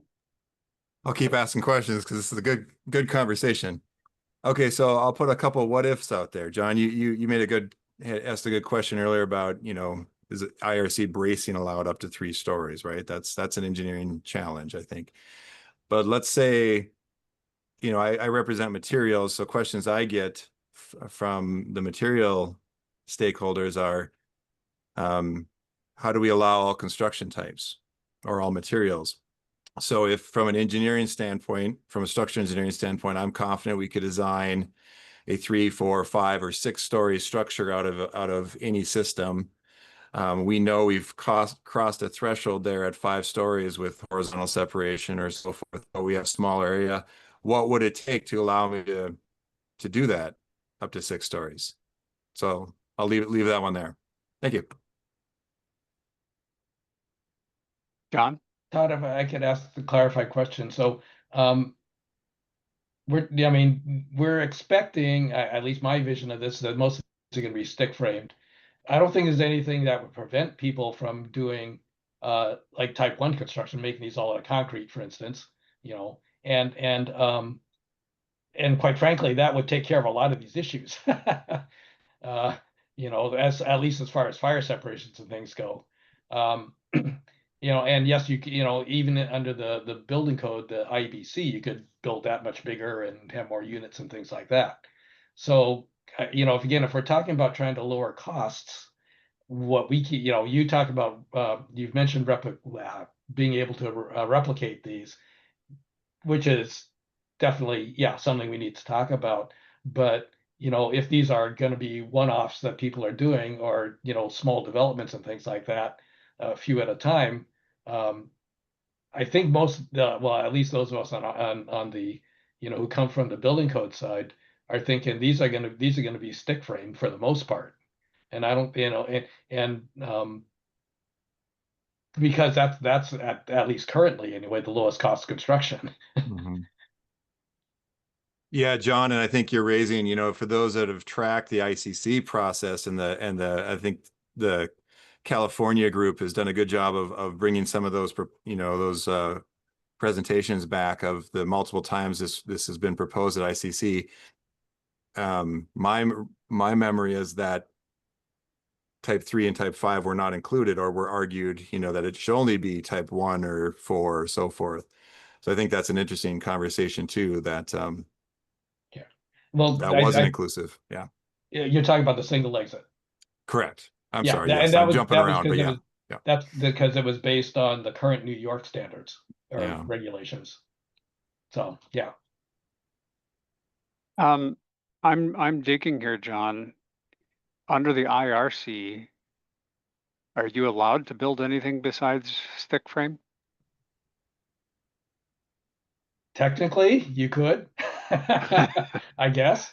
I don't think, all the tables and everything like that are predicated on stick frame. But I don't know if there's anything that prohibits you from using some other type of construction. And I'm wondering, I don't know if that is on your list of things that we should address, but perhaps that is a limit that we put on this requirement, that it has to be stick frame, that we've not considered other options if they're even available under the IRC, which I need to dig and consider whether that's. Yeah, I mean, you are allowed cold form steel, I believe. Okay. Quinn, you had your hand up. Yeah, John answered it afterward. You can do steel in the IRC, but you could also do CMU as well. They do have tables and requirements for those in the IRC as well, for both foundation and walls.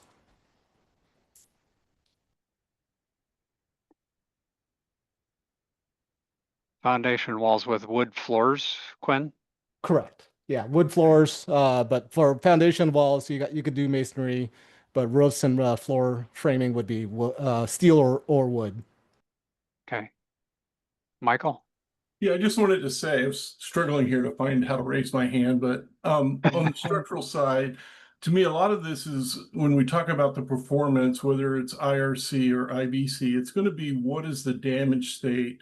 We're probably, I think the sense as a structural engineer is that buildings designed to the IRC may have a slightly higher damage state, maybe significantly higher damage state. I don't really know, but as opposed to what we do in the IBC, where we have a very specific technique that leads to a fairly predictable damage state. But I do believe that the IRC was developed for light framed, whether it's wood or metal stud, sheathed walls, whether it's OSB, plywood, or fiberboard, to give a lower performance than acceptable. Someone has decided somewhere what the acceptable performance was in IRC, not knowing the history of where it came from. John, maybe you know, but someone has set those thresholds because those tables are very specific in the bracing lines about how many lineal feet of wall you need and how often the walls are. So to me, when we do this, the thing we have to consider about, Todd, when we start thinking about risk is, are we going to accept the same damage performance that has been demonstrated in IRC structures in this new multiplex?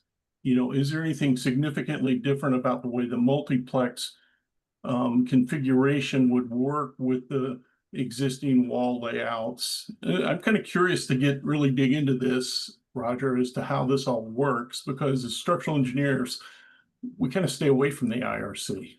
I mean, we don't do a lot with it. But I do believe there's a lot there that was calibrated at some point because the tables are very, very specific.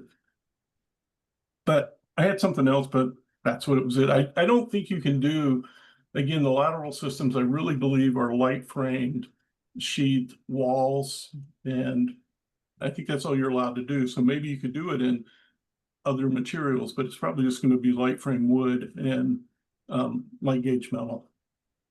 Thanks. Although, Michael, I will suggest, coming from the west side, high seismic, I agree with you, but is it possible to do something in eastern Washington where the seismic, loads are lower? And I'm not sure the answer to that.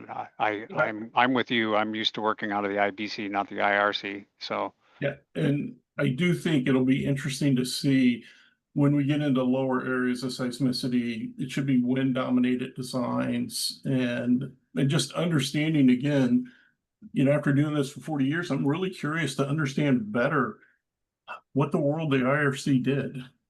But in my mind, I keep coming back to this multiplex, that if the amount of wall on kind of a unit area basis, as long as the configuration and the heights of the building don't change from what was there for a 3-story townhome, that we ought to get similar seismic performance. But I would not expect identical seismic performance to an IBC developed design. Okay, John. Depends on Roger. I'll ask you how much of the history lesson do we want to go through here? Or should I just talk to Mike offline on that? Which I can't do offline, John, and you could get me up to speed. Maybe not bore everybody, but okay. if you have a summary, that'd be great. Yeah, the bottom line is that there have been engineers involved who developed those tables, and if you know Dan Dolan, who used to be out at the Wazoo. No, Dan well. Okay, he was behind the first committee that actually developed these, so he'll know a lot more about it. So I can reach out to Dan because I immediately, when I look at them, I start seeing Dan's hands all over it for walls without hold downs and stuff. Yeah. So, yeah. okay. Yeah. We won't bore the rest of everybody else with structural. Quinn? Yeah, I just want to quickly add to answer Michael Wright's question too. IRC does allow you to interpolate, right? So for brace wall panels and stuff, the tables do allow interpolation. The only thing that the tables don't really address per se is wind speed and topographic factors, right? A lot of the tables, there's a minimum and a maximum, and right now, based on the IRC, the maximum wind speed that you could design a house to, or anything out of IRC, is 139 miles an hour, because those tables only go up to 140. Now, I did reach out to ICC, and they did say all those tables are based on a topographic Ks of ZT factor of 1. So if you have a lot of topographic scenarios or in your community, that could elevate the wind speed, at least the pressure, velocity pressure that's on those walls. And so it could change. But again, bottom line is that you can design structurally out of the IRC for these kind of structures. It's just that it's going to be rare structurally. I know like all the buildings I've reviewed out of the IRC, they're always designed out of the IBC.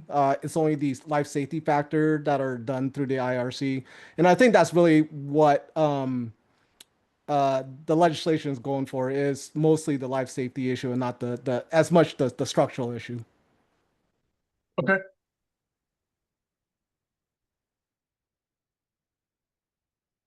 Other comments or questions?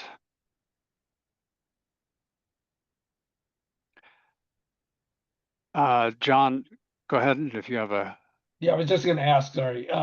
Do you want me to forward my list to Dustin? Yes. Okay. I was going to say that. I think we need to have that as a working document as well. And I ask everybody to add to it, and or start adding your thoughts on what those limits could or should be. John didn't have anything on the structure. should we somehow say you can go, the middle housing is okay as long as your wind speed is less than 140 miles an hour, design wind speed? And I don't know, maybe the answer is that's too complex. I'm not sure, but Todd?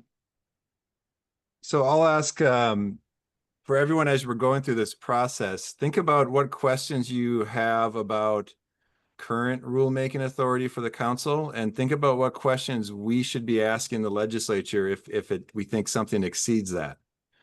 So I think this is a pretty dynamic process. We have the ability to reach out and get clarification or just have that discussion. So we talked about that at the full council last Friday, just as a discussion, and could perhaps bring that up again in 2 or 3 weeks at our next meeting. So thank you.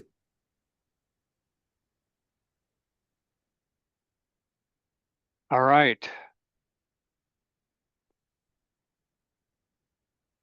Are there any other questions or comments? Trying to get my agenda back here. What I would like us to do, similar to what we did on the single exit, is to identify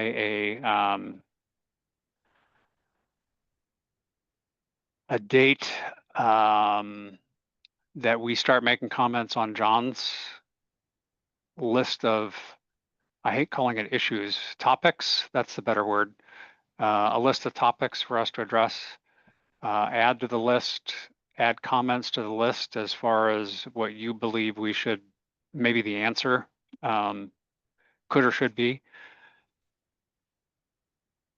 And then I think that we, I guess what I would like to start having us do is to maybe have some people pull a couple of these proposals back together and start trying to meld them into a document. I don't know if Angela is still on. Angela and Yeah.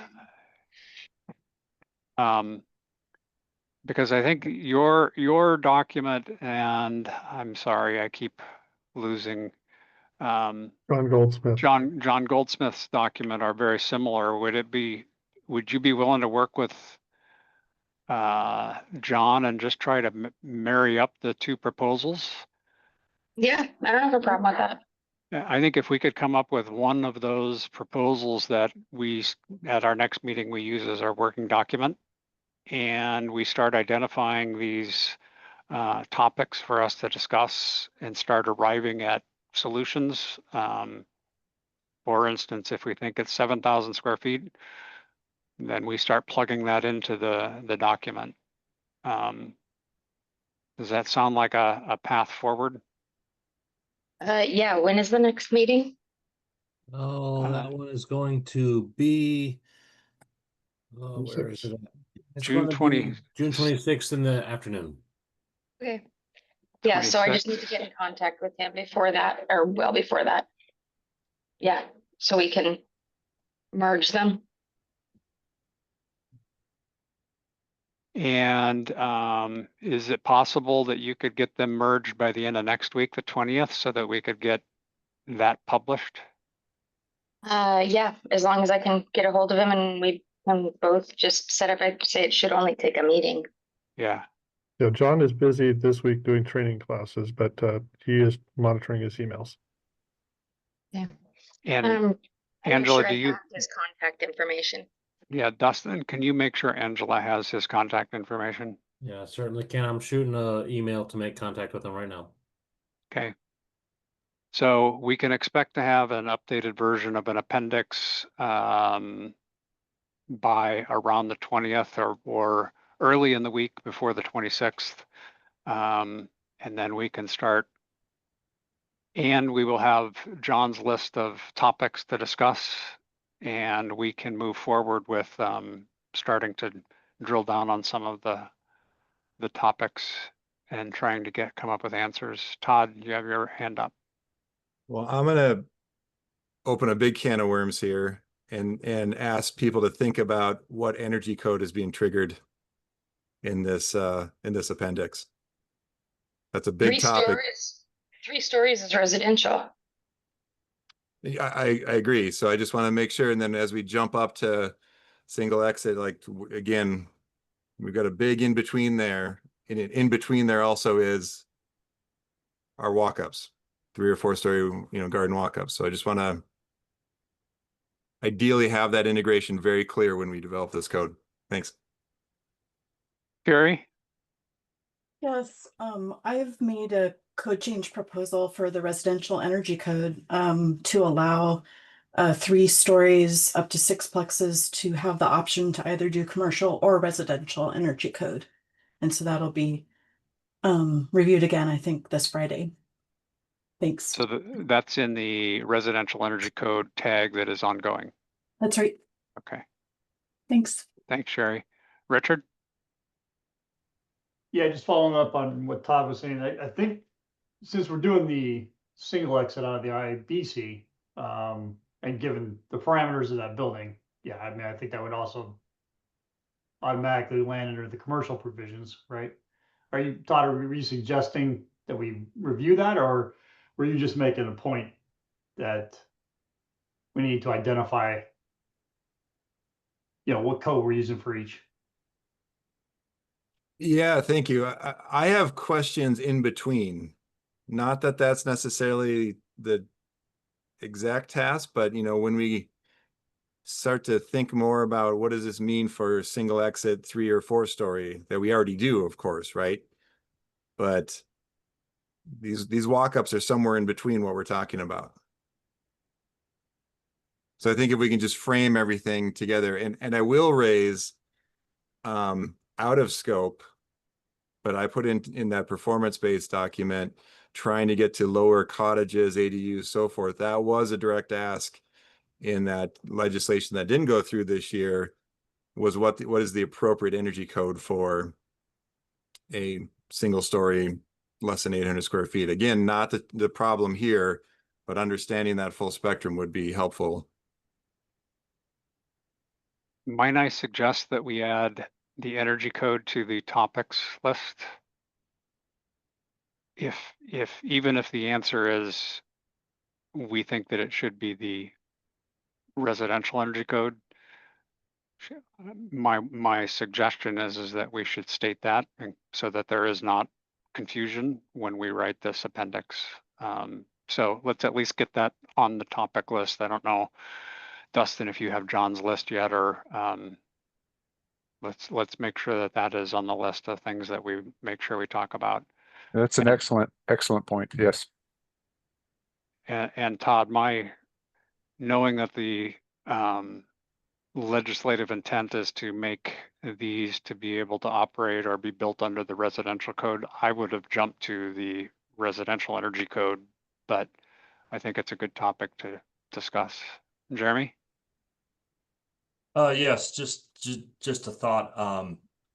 Under the energy code scoping, I submit that maybe the scoping of the energy code is the proper place to identify the new buildings that are being built under the IRC, which is the multiplexes or these single exits. It seems like I'm used to reading about 8 or 9 different codes when I do a plan review.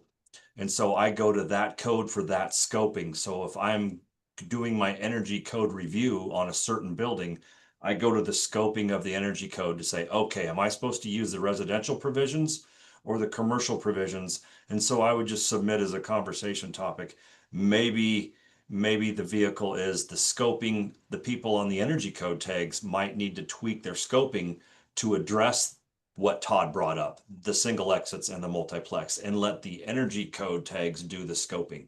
Just food for thought. I would tend to agree with you, Jeremy, although I would suggest that falls under the correlation, which I think John did have on the bottom of his list. Are there other codes that we need to correlate? I would suggest that it's this group that determines what we believe is the right answer, and then we make sure that it gets incorporated where it needs to. Todd?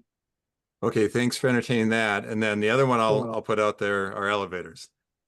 So if this group can come to some guidance for the legislators on what happens if there are voluntary elevators above 3 stories, I think this is the right group to help on that topic.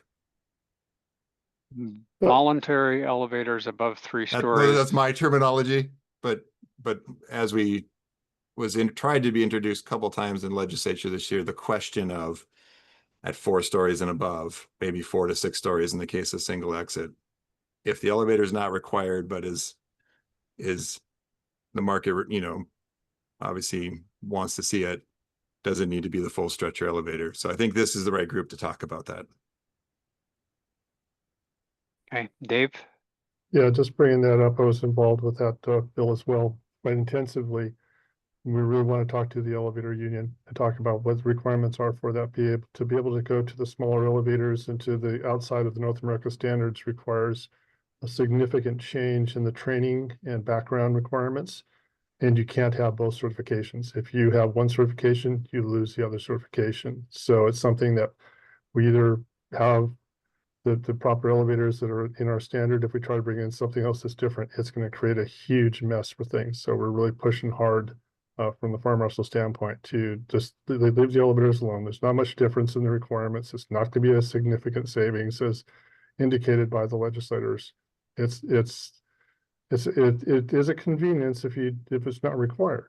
And that's, I think, something is that there was an assumption as they wrote one bill, assuming it applied into the other one. It's not very clearly stated in that. So they were assuming that the single stair did not have elevators in it. Well, what if the owner puts in elevators and if they were to put in something that met the European standards and just basically be a wheelchair elevator, the regular, just the position of the door could change that, be able to become a stretcher elevator as well. So to us, I think that's a totally separate item of discussion.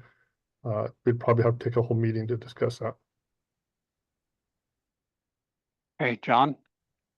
Yeah, sorry, I've been trying to add notes as we've been going here to my list. I did miss 1 or 2 items, but I'd be really concerned about throwing voluntary elevators above 3 stories into this particular discussion.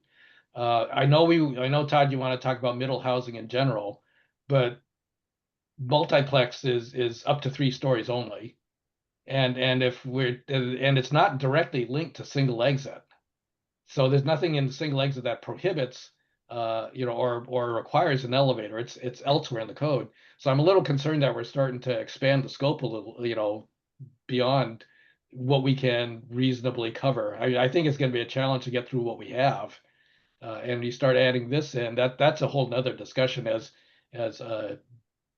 Sorry, Dave or David pointed out, there are issues with that. So I would be concerned about, like I say, adding that and saying, okay, we're going to make that part of this tags discussion, at least until we finish up what we've got on our plate. And Chair? Yeah. John, I agree with your statement. I think that's what I'm trying to flesh out here is the scope of if there was a charter of what this tag is being asked right now to do, and the pressure that we're also getting at the council level to explore some of these issues. So I think it's okay to put that delineation in, but we should talk about it openly, where that delineation is. So thank you. Richard? Yeah, I also would just point out that the more than 3-story threshold is not applicable in the state of Washington. This is because of our state amendment, which requires any R occupancy building, R2 occupancy building, to have an ambulance stretcher. So I would think that you'd have to address it at that level, right? You'd have to modify our current state amendment. I mean, you'd be doing, if you made a change here, that's what you'd be doing anyway, right? So you have to coordinate those changes in both places.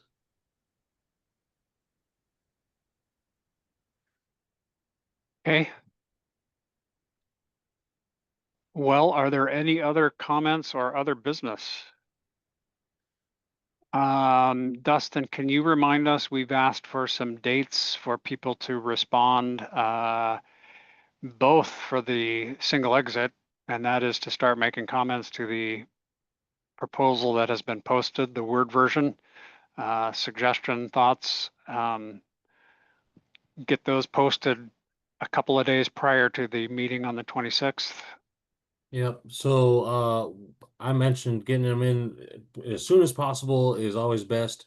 For the multiplex stuff, we put a date certain for the melding of that proposal, hopefully by the 20th, so we can have around 5 days to review that and come back to that meeting on the 26th.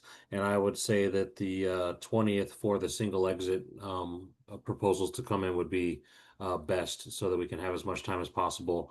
But as those do trickle in, I will update the website as they're received. Okay. All right. Well, I am going to give everybody almost an hour back to your day. I appreciate it. I think, as Todd mentioned, I completely agree. This is a really, really good group of people that are really smart, and we've been tasked with making these changes to our code, and I think that we will end up with a really good product in the end. So I think our real work is just now beginning. So let's dig in and start moving forward. And I'll just show everybody the website is mostly finished with everything that's been talked about putting up there. We've got the California single exit information link, the Texas single stair information link, and then once I get the document that John's working on with the topics to be considered, I'll drop that here right below the multiplex housing. And then once we get a working document for multiplex housing, I'll drop that down here in the working document section as well. But that will be next meeting. We'll update that last bit.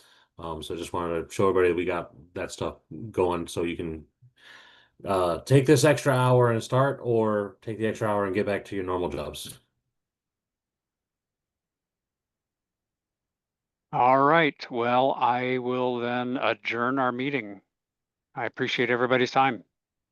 Thanks all. Yes, thank you. Take care. Thank you. Thank you. Thanks, Roger. You bet.